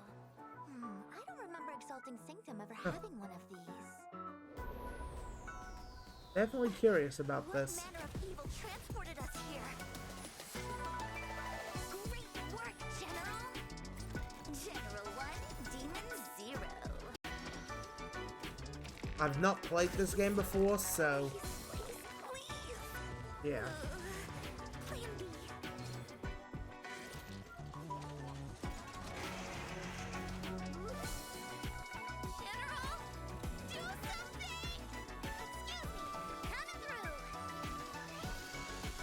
Okay. I like this. I'm liking this.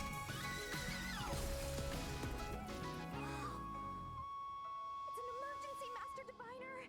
Genuine's not here, and the Cloud Knights haven't trained in days. Looks like I'll have to help Genuine get these slackers in order. You have nowhere to run. Okay. That was pretty good. We got still more Hoyoverse for you. Genshin Impact is nearing its 3-year anniversary, and the game just released its 5th nation, Fontaine. Here's a look at the nation surrounded by water, plus the announcement of a brand new concert series coming, hopefully, to a city near you. Alright, some Genshin finally. Well, we've had Honkai. We've had ZZZ. Now Genshin. I played Genshin and I think it's great, so I'm down for more Genshin. But I really need to get back into Genshin. I thought it was really good.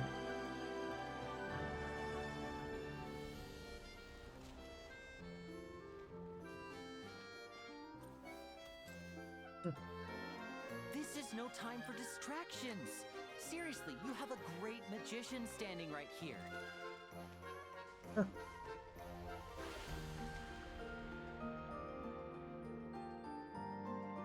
wonder where Sino is in the trailer. He's probably not in it, but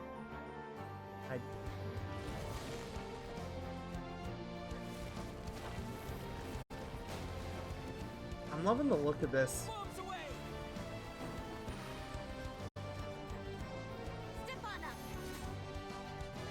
Here comes the finale. A magician, huh? That's pretty neat.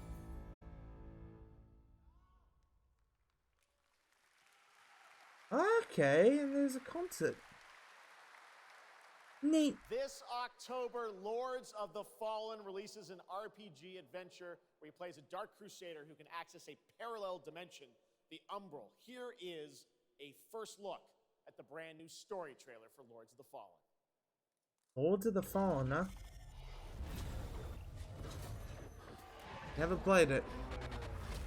I've never played any Lords of the Fallen, so...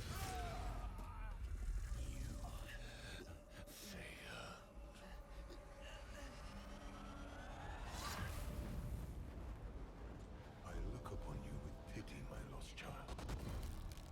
For you have been deceived. I mean, it seems interesting. Evil. A tyrant. Very dark. But that's probably the way we're gonna say it. After all the time mankind have Very, very dark. see what they have made of it.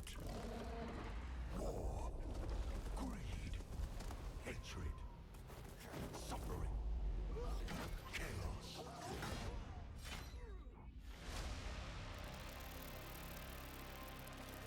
I think it looks interesting.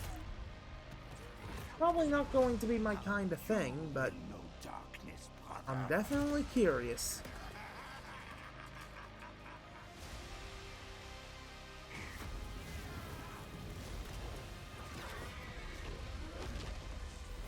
You are in the presence of a god human. Kneel before me and beg for forgiveness. And remember, you look into the shadows, might be the shadows look back. Well, that should be interesting. Oh, Sonic. Sonic is back, indeed he is. I think Sonic Superstars looks really good. Like, I'm definitely down to try this out. In fact, I might actually get to try it at PAX. Well, if they actually have a playable demo there. A lot of these I'll probably be able to try out when I'm in Melbourne for PAX in October, so yeah, I'll have to let you guys know what I think of a lot of these.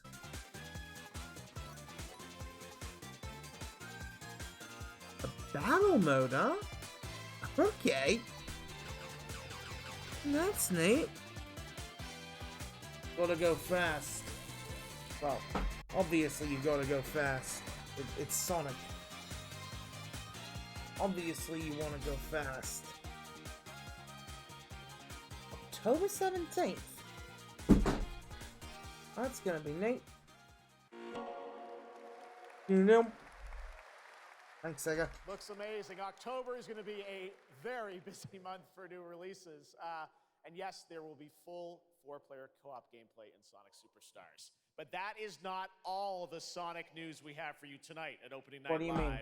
Because we also have a special update for you on Sonic Frontiers.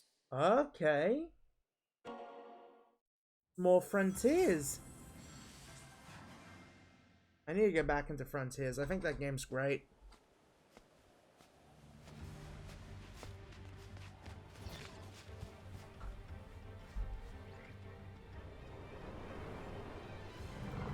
Oh, damn, that guy's big.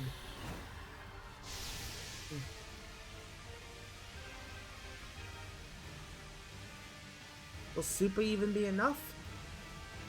I don't know. Oh.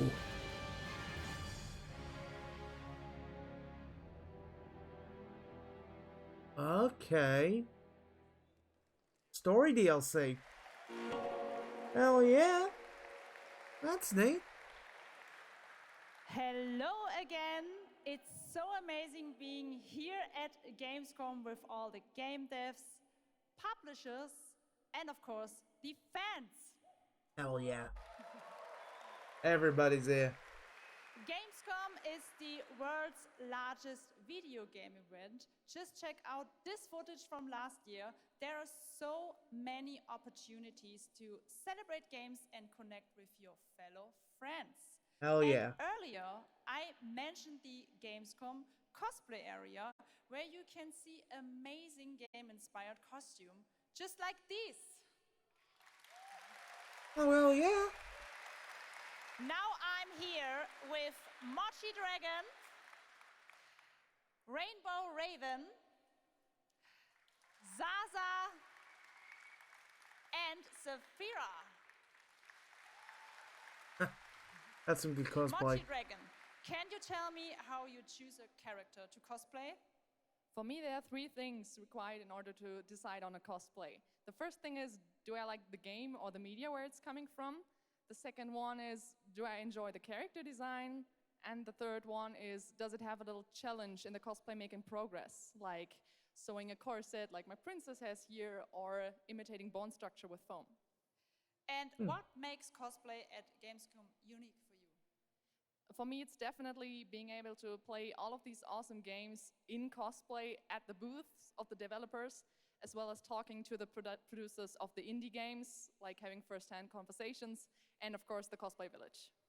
Nice. Thank you so much for sharing your costumes with us, and I wish you a great and wonderful Gamescom. Thank you. Applause. Hell yeah.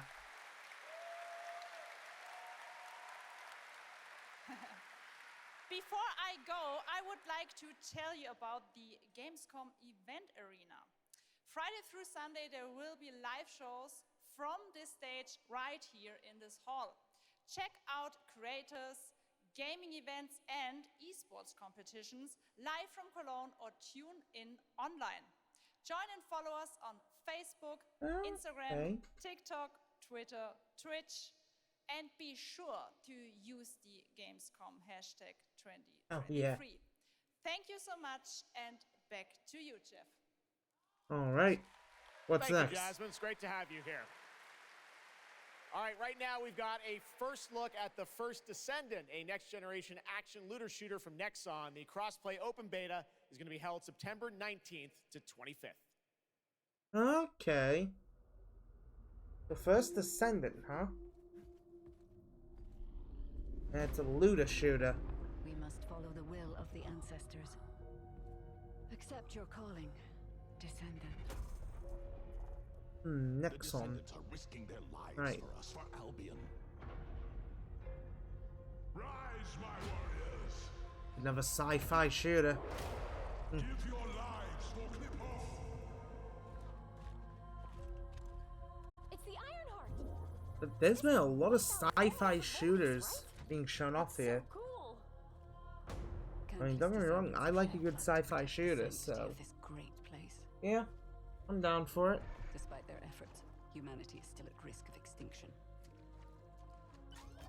And you are the only chance we have. You hope so.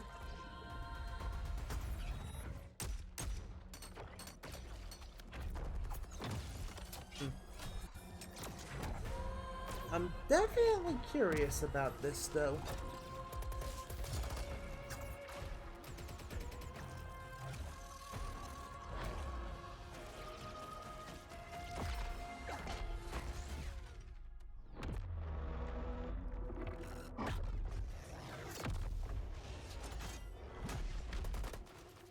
There's a Grave Walker. Grave Walker, huh?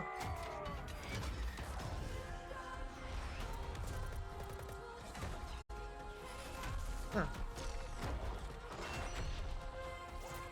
Well, I'm definitely curious when it comes to a lot of this stuff, so yeah.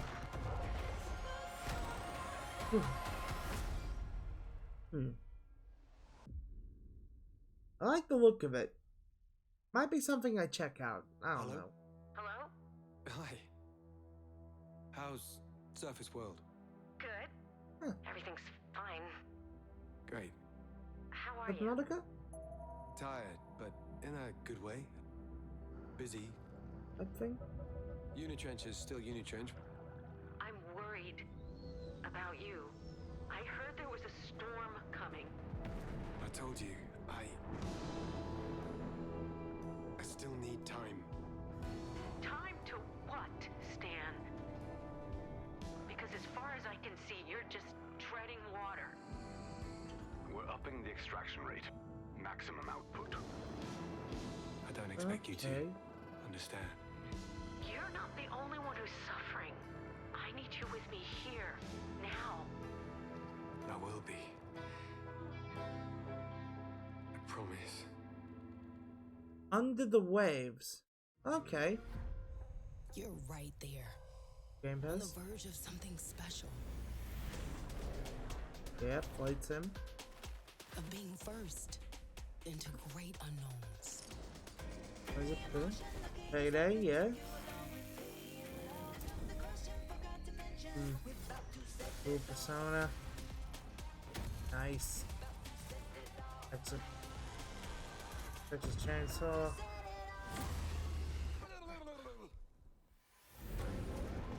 Okay. All really good stuff here. Oh yeah, what's this? Yeah, there's a lot of good stuff.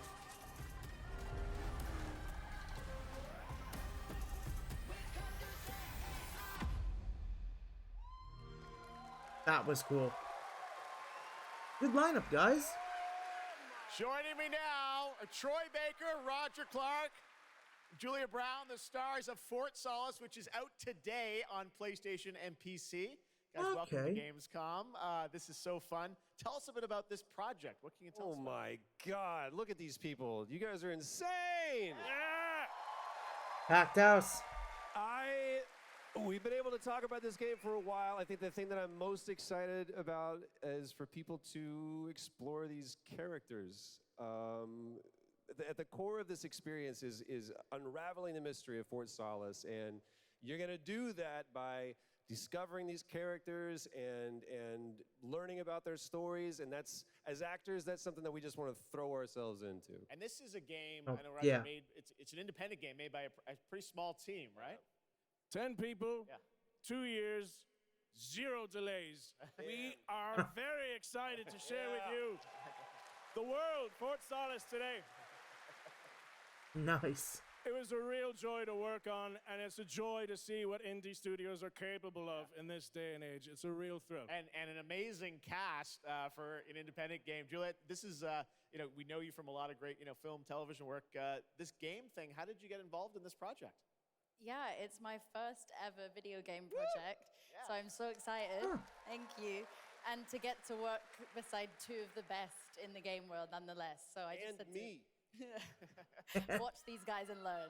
And you guys did full on, performance capture. We see a little tease of your character there, Juliet. What can you tell us about kind of what we're going to see in this launch trailer? Because it's an amazing narrative experience, right? This sort of, an independent game, but done on a big production value. Yeah, let's go, Roger. One of the best things about working with Troy, I remember coming in from lunch and we were doing the mocap, and I walked into the foyer and there I see Troy's butthole. The hole is butt made. When I say we threw ourselves into this, we literally did. And there's a hole in the wall that was made by my butt. Yes. Which he signed.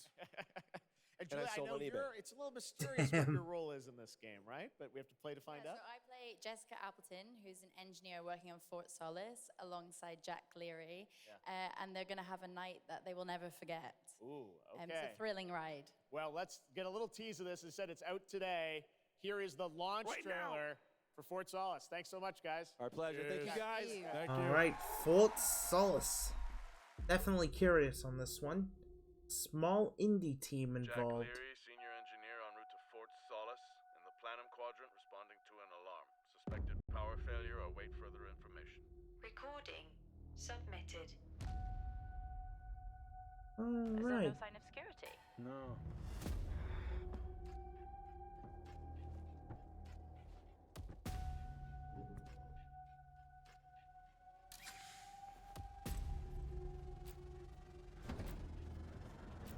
I think there may have been an incident here. This is gonna be interesting. Leave and let Central handle it.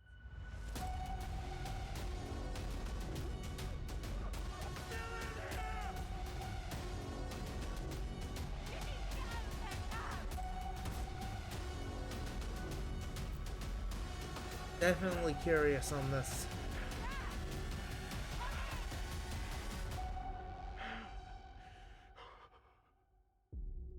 I like the look of it. It looks pretty neat. I like it. All right, next it's time for the announcement about a new game from Focus Entertainment and Saber, the continuation of the Ultimate Off-Road Experience.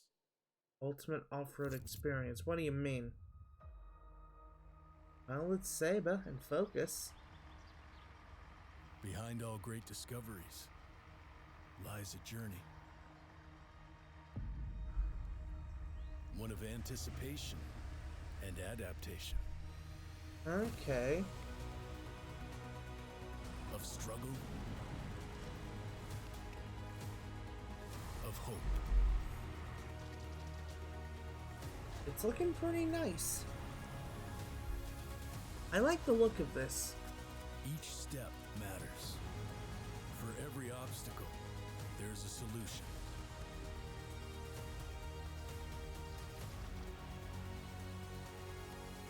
I like the look of this. For every task, it seems like a perfect sort of chill game. Where you can just chill about, drive, have a bit of fun with it. This seems like the right kind of chill game. An expedition. Sorry, I just feel a little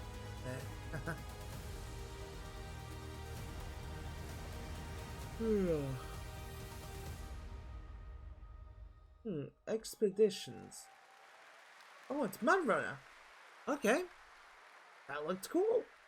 All right, our next stop, the Crew Motorfest, a vibrant open world. All right. Ultimate festival for car lovers, Motorfest. Here is the brand new trailer. Some more Crew. I saw the trailer for this, and it looked interesting. Definitely looked interesting. I mean, I played only a little bit of the first Crew. I liked it, so I might give a go of this. I mean, I know it's going to be in Ubisoft Plus, so might have to give a subscribe to it.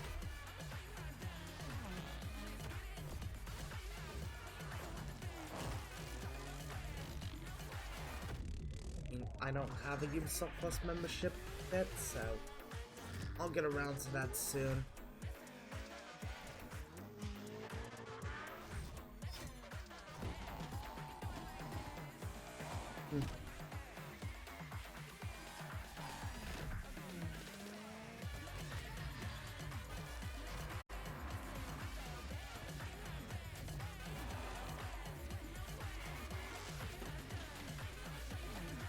This is looking pretty good.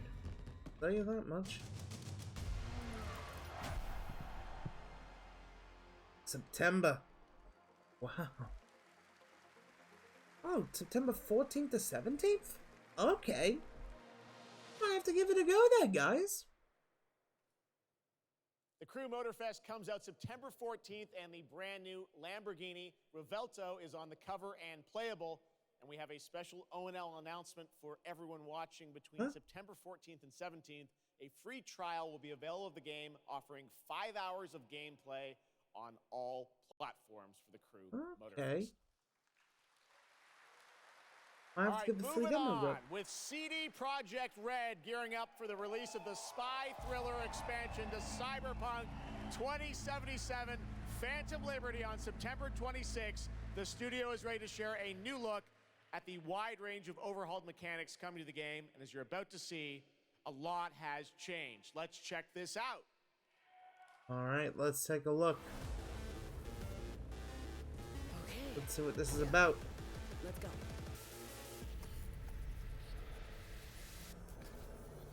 V, my favorite merc. Welcome to Dogtown. There's a job. Coordinates provided. You know what to do. Get your ammo, assault rifles, tactical gear. Hands, thinking of buying some. Alright. The logical choice. I played a little bit of Cyberpunk. I think it's pretty good. Will I pick up the expansion? Probably not yet, but Clock your chrome before the fight. I enjoyed my time. Not a bad idea. Okay, I'm ready. Get this show on the road. Oh, damn. That's a big ass leap.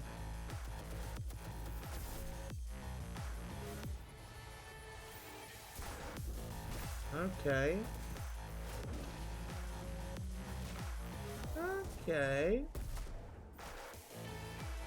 I'm liking the look of this.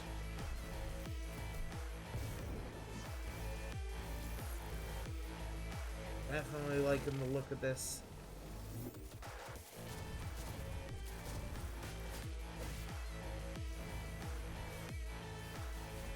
Oh man, there's a lot on this show, I'll tell ya. We've got like 3 minutes left. Premium work, V. I'm closing the gig and sending you a little bonus. Something that will spirit you home safely. Someone dispatched a hunter. Good luck. Okay. Fuck incoming! Fire till she drops! Some new cars, huh? Got a net runner cinch here. Need backup right now. Okay. All nearby units. We got a situation in Watson. Roger, dispatch. We're on our way. Of course, the police would get new cars too. What a surprise. Your actions are illegal. Let me put it this way. Shut up, cops. No gun, no fun. Max tech. Time to tilt out. Everybody's just coming for you, it looks like. Bravo, V. I only hope this won't mark the end of our collaboration. You will hear from me soon. This I guarantee you. Okay. Alright. Number 26. Not bad. It's so close, and here to talk a little more about what we've just seen is Yulia Primok, gameplay designer from CD Projekt Red. Yulia, welcome to Gamescom. Hey, I'm excited to be here today. Well, we're excited to get in depth about what we just saw because there are a lot of upgrades coming. We just saw a lot of upgrades and changes that are coming to Phantom Liberty. Where do we even start? So basically, we've prepared a major overhaul of the gameplay experience. So for example, with our absolutely redesigned perks system, we prepared many cool playstyles and many cool abilities to try out. For example, deflecting bullets with your katana, or just grabbing your enemy and throwing that enemy around. And on top of that all, we also prepared a new relic tree that will allow for to empower your cyberware even further. Wow. It seems like players, can even further customize their playstyle to suit their taste. We also saw in that video a lot about vehicles and how vehicular combat is even being upgraded, right? Exactly right. So vehicle combat is a massive addition. Players will be able to shoot their guns while driving. They will be able to use mounted weapons like and rockets. And on top of that, they also will be able to take remotely control over vehicles to, for example, crush them or into like some group of enemies. Wow. Sorry to interrupt. One more thing is that car chases are gonna be a new, renewed experience with the revamped police system. Okay. Well, it seems like you're upgrading, you said, across the board with a bunch of different things. And thank you so much for coming out to tell us about it.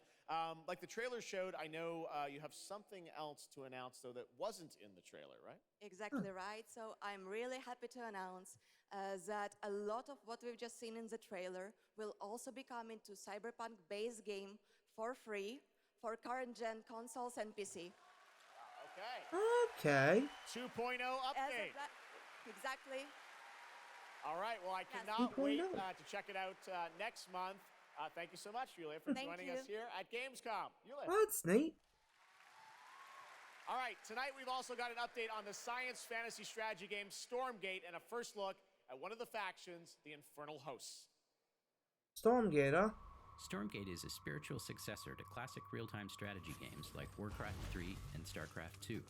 Okay. Stormgate will feature highly asymmetric armies fighting for control of Earth's future. Okay. Today we have an early look at our second faction, the Infernal Host. Infernals live and die by the code of victory at any cost. They have a powerful advantage, Shroud, fields of dark magic that strengthen their armies. The lowliest Infernal units are the worker imps. You might think they're cute, but don't get too close. Between these powerful I wouldn't get that brutes close. and the fiends that they unleash, Infernals will sacrifice everything, including themselves, to emerge victorious. On the music front, the Chainsmokers are advising us on our soundtrack. We're working with composers like Frank Klepacki of Command & Conquer. We'll share more later this year, including some of the friends we brought in to lend their voices to our co-op campaign. All must serve. Okay. That looked pretty neat.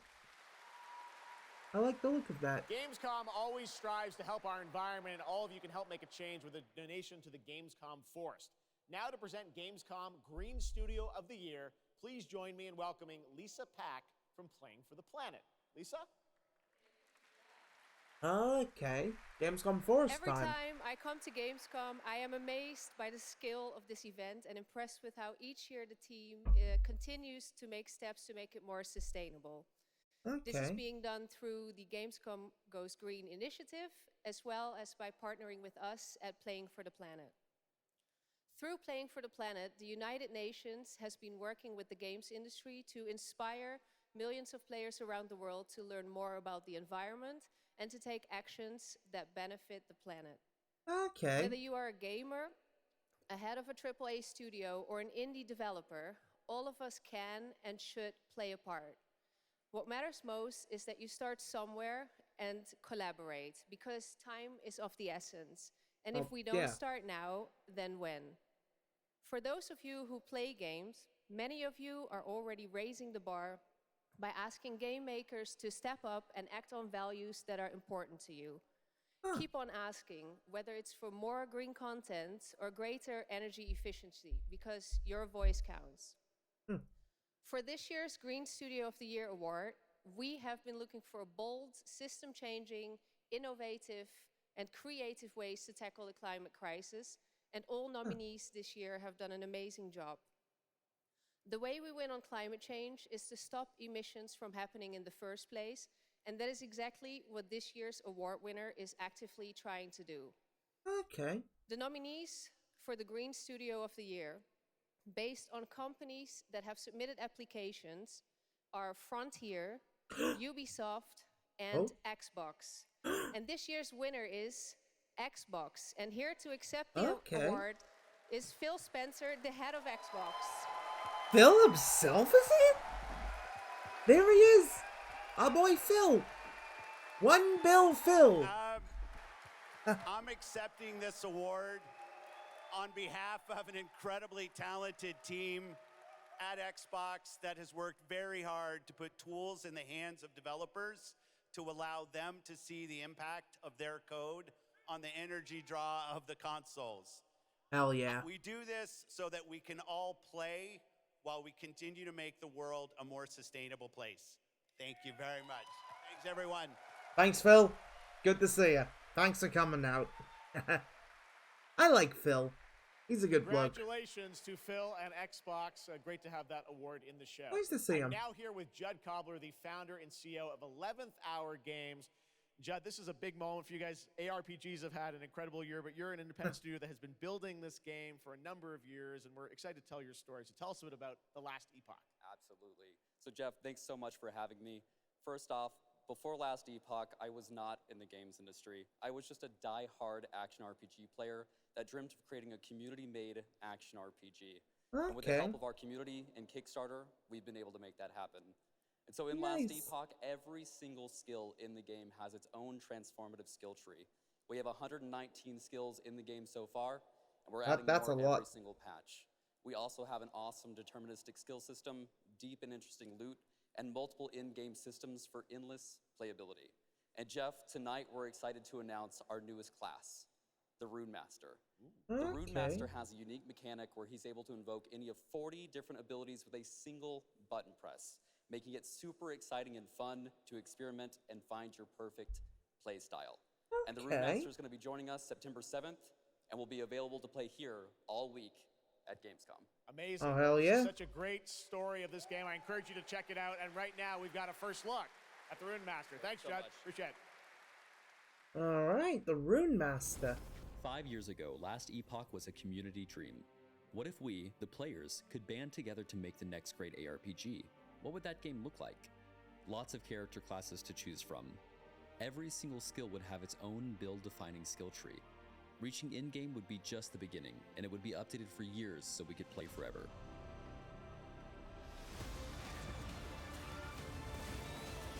Last Epoch makes crafting and finding items super rewarding. Again, it's genius. I think this is the most innovation we've seen in a trade system in an ARPG in at least a decade. You'd hope so.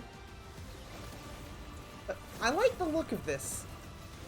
Not sure if this will get to console, but I'd like to play it. Last Epoch. Seems pretty neat. A really cool game. Speaking of cool games, please welcome the winner of Best Mobile Game last year at the Game Awards, Ben Brode from Marvel Snap. Hello, Ben. Oh, it's you. Whoa. I know we won Mobile Game of the Year. You did, yeah. We just finished rebuilding the entire game to run natively on PC. It looks insane. Well, yeah. And I'm here to tell you that, like, literally just like 5 minutes ago, we launched the game on Steam.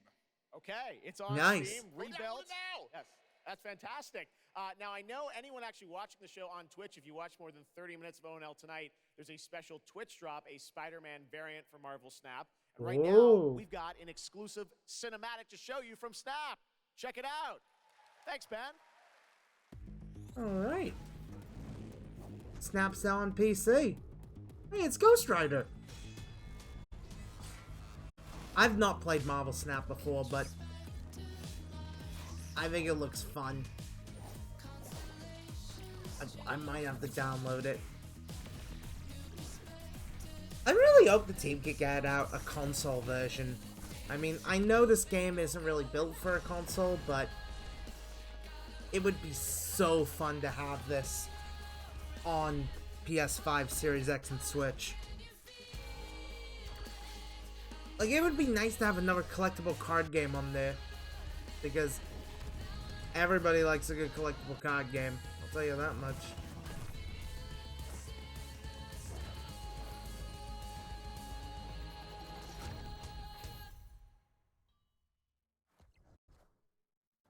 That was cool.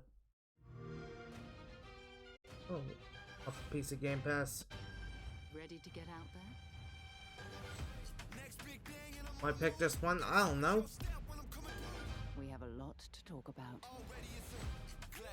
I like PC Game Pass. I think it has a lot of good stuff.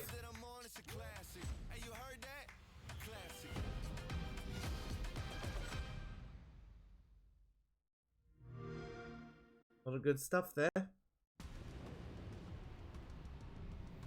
Now what we got here?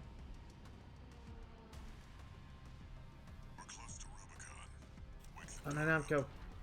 Yep, this is Armored Core. Activating cerebral coral control device.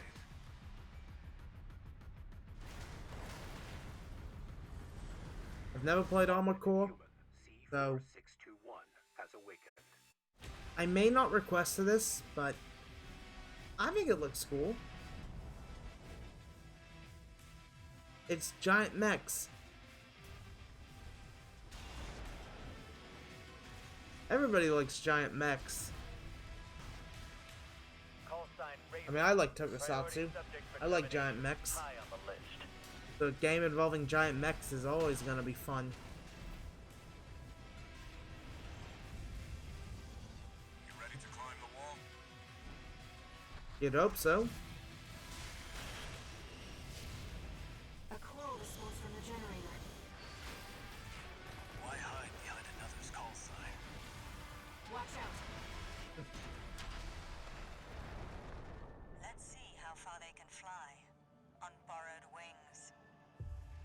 Okay. Thanks, Armored Core. I think you look pretty cool. And Baba Nemco is really impressive. Like scars. Cut deep enough. That guy fucked up. And they'll never fade. Or be forgiven. I ran. I begged. I stole. But I survived.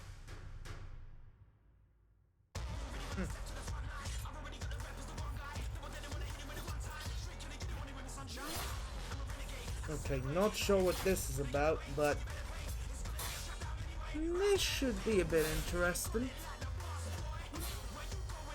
Maybe. I don't know, but we'll know when we know.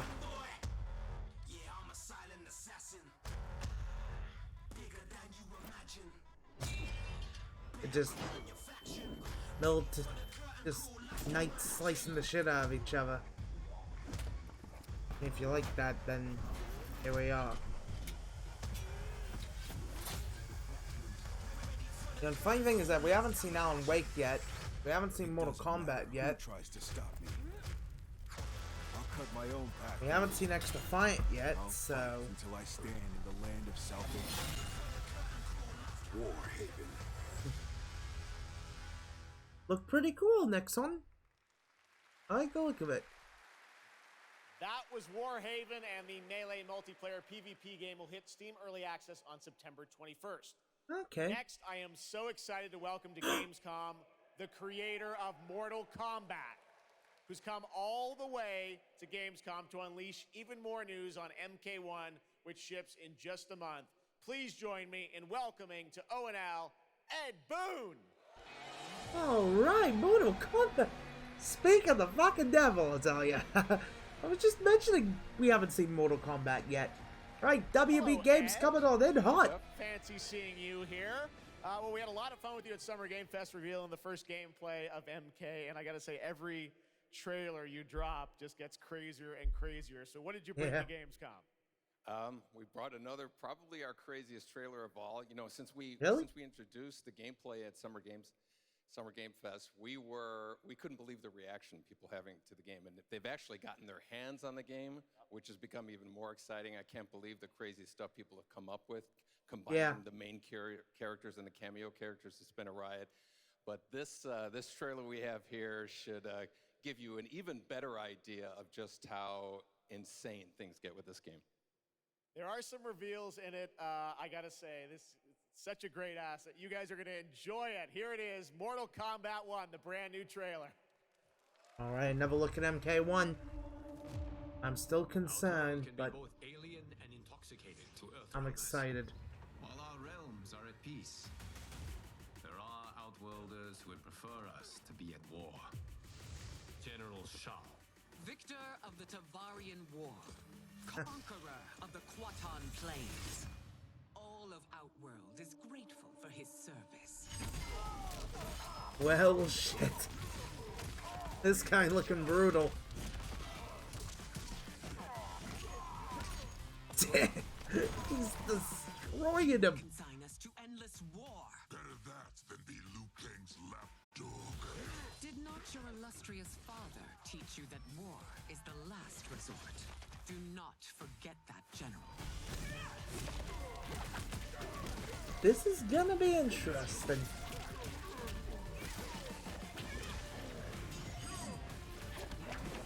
It's looking pretty wild. Look at this guy's centaur, mate, just blowing shit. We gather once again to honor my late husband's legacy, to continue the tournament that he founded with Lord Liu Kang. Empress Sindel. Let us meet your champion. Earthrealm's champion is Raiden, Your Majesty. Is it me, or is Earthrealm's champion scrawnier than usual? He has earned his place by embodying the very best qualities of Earthrealm's people. I am ready, Your Majesty. Whom shall I face? Oh man, Raiden looking pretty wild. I like Raiden. We will destroy your champion, Liu Kang. He will taste no victory. Oh, we're just gonna have to wait and see on that, mate. Oh man, I am so looking forward to this. I still have some concerns going in, but from the looks of things, it seems like my concerns have been met. Oh man, I am definitely requesting a code.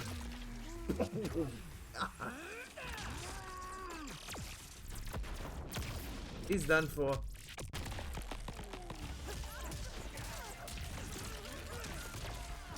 Don't mess with Raiden. Don't mess with him.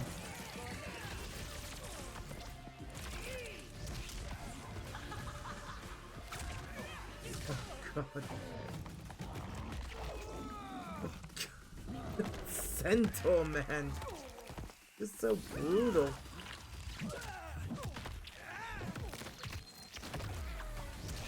Oh, right to the dick. Damn. Fatality. God. Ripping up his damn. Who's your queen? Wow. That is fucked up. Okay, I like this. I like this. All this is gonna be good. Looks insane. All right, time for a tonal shift.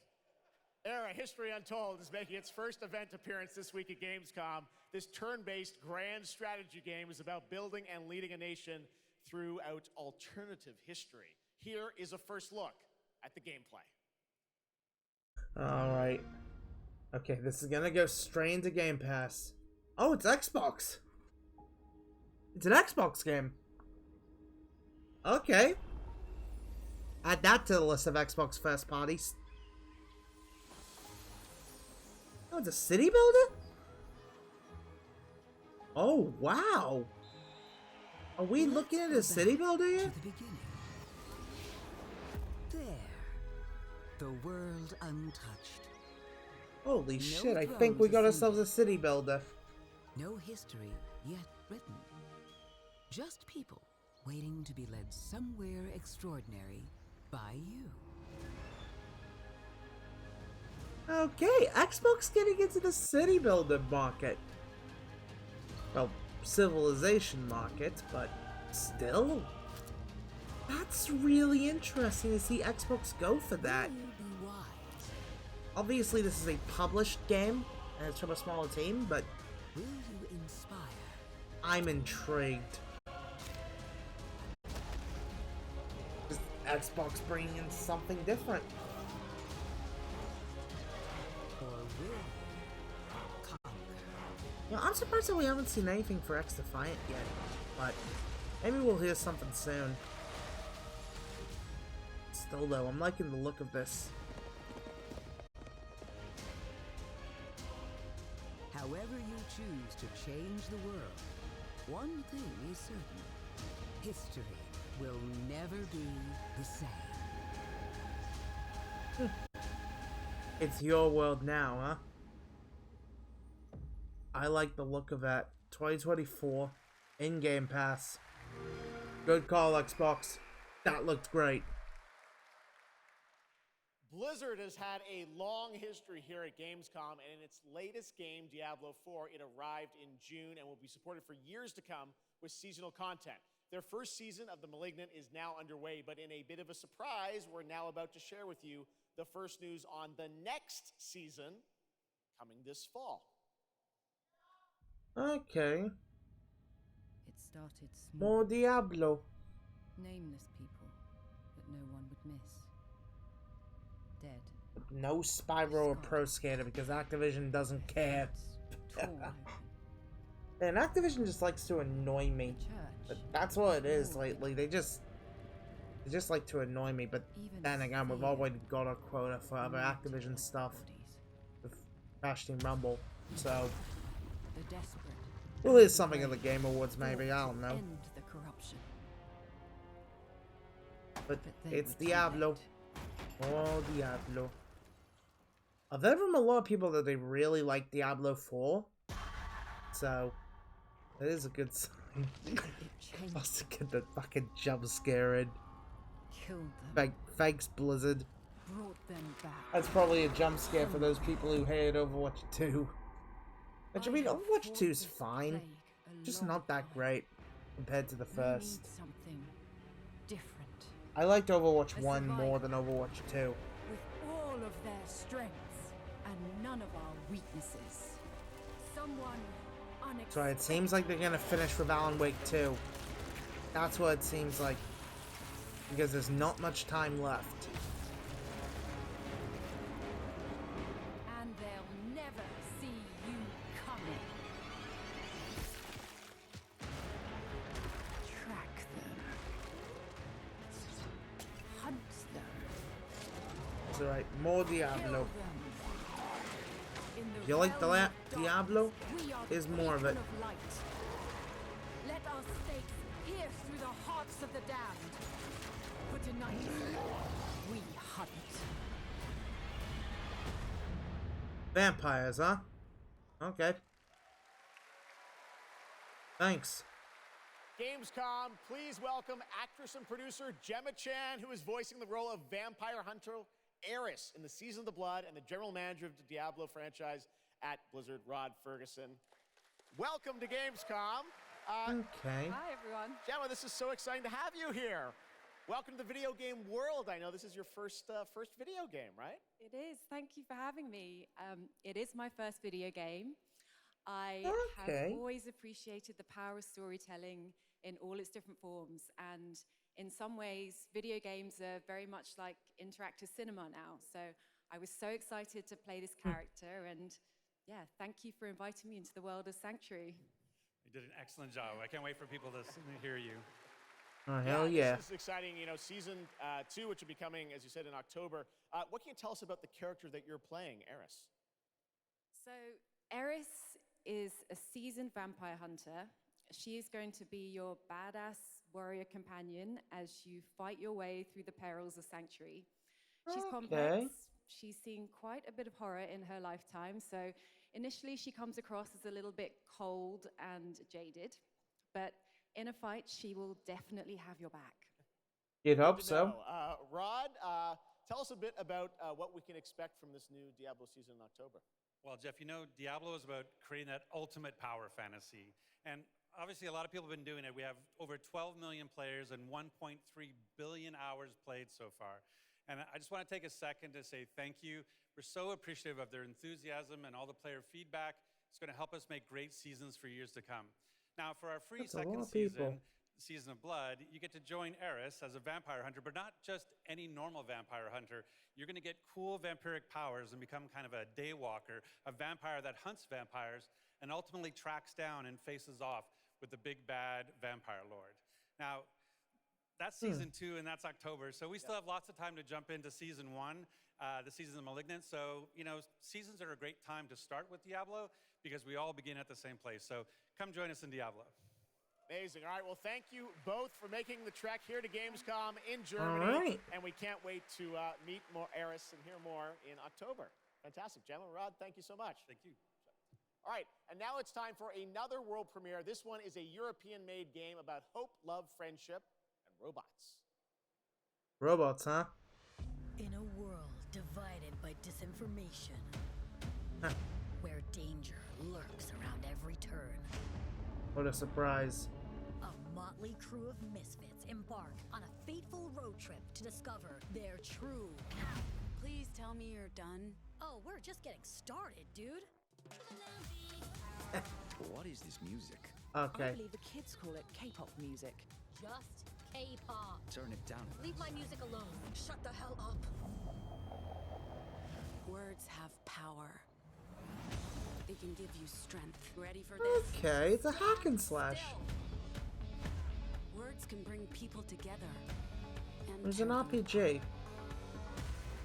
I don't know what this is, but if words hold so I like much this. power, he has no respect for you. She's right. The question is,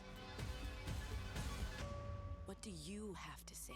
I think we can all agree that my trailer voice was better than yours. Spawn. Panic.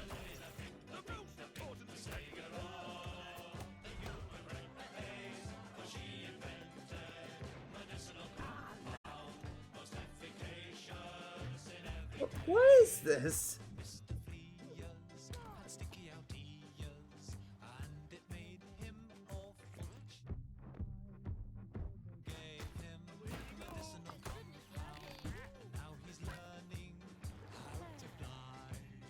I've got you a meeting with the Lord Mayor today. They need what we're selling. Get Okay. I like this.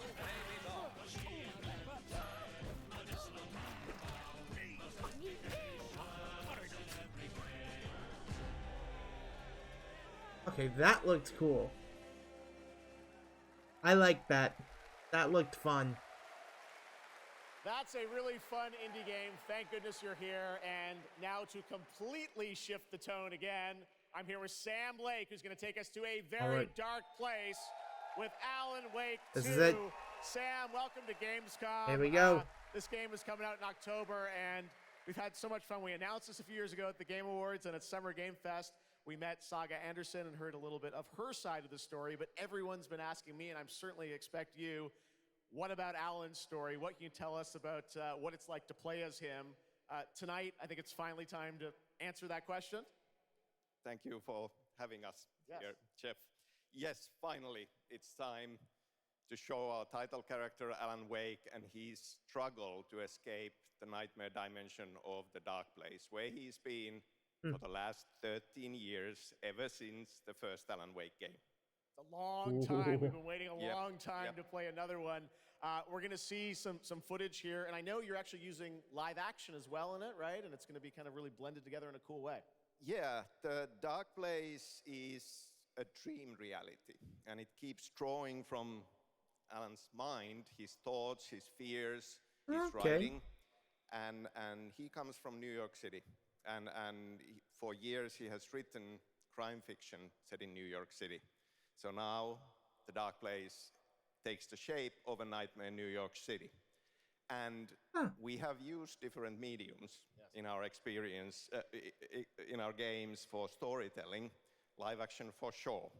This time around, we've integrated live action seamlessly into the experience to show the dreamlike nature of the Dark Place.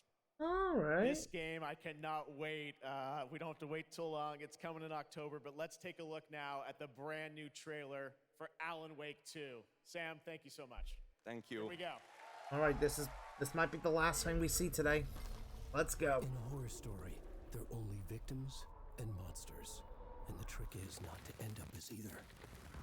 But trapped by the genre, we're all ripped to pieces along the way. No! Welcome! We have a great show for you here tonight. Alan Wake, one of my all-time favorite writers, and guests on the show. He's here to talk about his latest book. This is gonna be interesting. It tells the story of a fictional writer named Alan Wake, who is trapped in a nightmare, desperately trying to find the manuscript of a novel he has forgotten he's written. Did you write these pages, Mr. Wake? I'm trying to remember it. You're the killer, the cult leader. No! Damn. You've got the wrong man! All this looks wild. It's my fault. He got out. Wake has a double. Where is he now?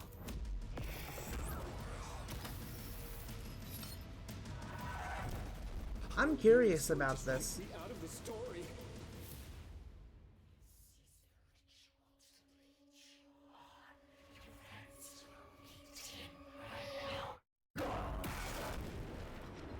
Oh, this looks wild. Oh, that looks good. I might have to pick that one up. That looks absolutely amazing, and that's going to do it for Opening Night Live. There it is. So many amazing games coming this fall. I want to thank all of you for being here tonight, watching online. Jasmine, thank you for co-hosting. And I got to say, we got a lot of great games coming up in the next few months, so I hope you enjoy the rest of Gamescom and get ready for what's going to be quite a debate about Game of the Year. And speaking of the Game of the Year, I'm happy to announce tonight that the Game Awards will be returning live this December, and we've got a date for you. Thursday, December 7th, the show will be streaming live everywhere. It is our 10th show, which I can't believe. We've been doing it for 10 years. We'll be live at the Peacock Theater in LA on Thursday, December 7th, and I hope to see you then. It's going to be a very, very special show. Game Awards Thanks again X. for watching Gamescom Opening Night Live. We'll see you again next year. Good night, everybody. All right, thank you, Jeff. And you know what? That was actually pretty good. There might have been some stuff that I would have liked to have seen that wasn't shown, but that was fun. That was fun. Alan Wake looked great. Like, Brew Motorfest looked pretty good. Mortal Kombat 1, I can't wait. Like, there was some good stuff. There was a lot of good stuff. See you next year? Well, you'd hope so. You'd hope so, right? But yeah, ONL was fun. Definitely some great games. Definitely a good variety of stuff. There was some stuff I was hoping to see that we didn't see here, but I'd say there was just about enough. Just enough to tickle your fancy. So yeah, but right. Raiden season. Who we've got? Who is on at the minute? Lionfield's live. I could rate them. I like Lionfield. Kadea. Kadea is a fantastic creator. Steve of War. Ooh, Naya. Go for Naya. I'm trying to look through because, like, it depends on who's live, who isn't.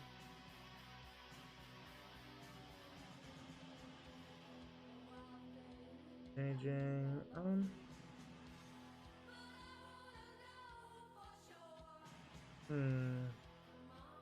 Who's a good pick? Who's a good pick? And I've got like a big ass list of papes here. It's like so many. Oh yeah, you make my heart sing indeed.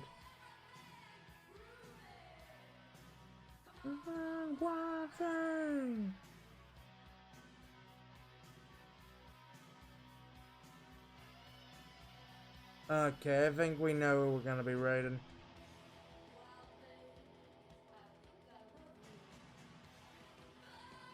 Yeah, I think we're gonna be raiding ourselves into Naya. If you don't know who Naya is, she is a brilliant streamer. One of the most fun out there.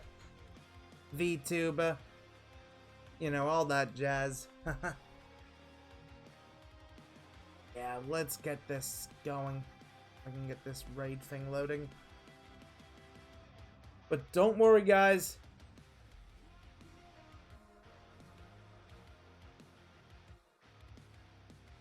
This won't be the last of me you'll see for today. Because at my normal time, 9 o'clock, I will be live. I don't know exactly what I'll be doing, but I'll be doing something. Yeah, but Naya's doing some Destiny 2, it looks like. Looks like she's doing some Destiny. Let me make sure she is live. Yep, she is. Alright, let's get this raid going. Are you ready for this? Yeah, let's get this raid going. Throw down some love for a cool pip. Because I always like to show my support for awesome streamers. So, yeah, but right, guys, thank you all so much. It's been a fun night. Well, a fun morning, but you know what I mean. I'll be back live at 9 p.m. normal stream time. So, yeah, I'll see you guys then. But until then, I will see you all next time. Take it easy, everyone. And I will see you all whenever that may be. Johnny!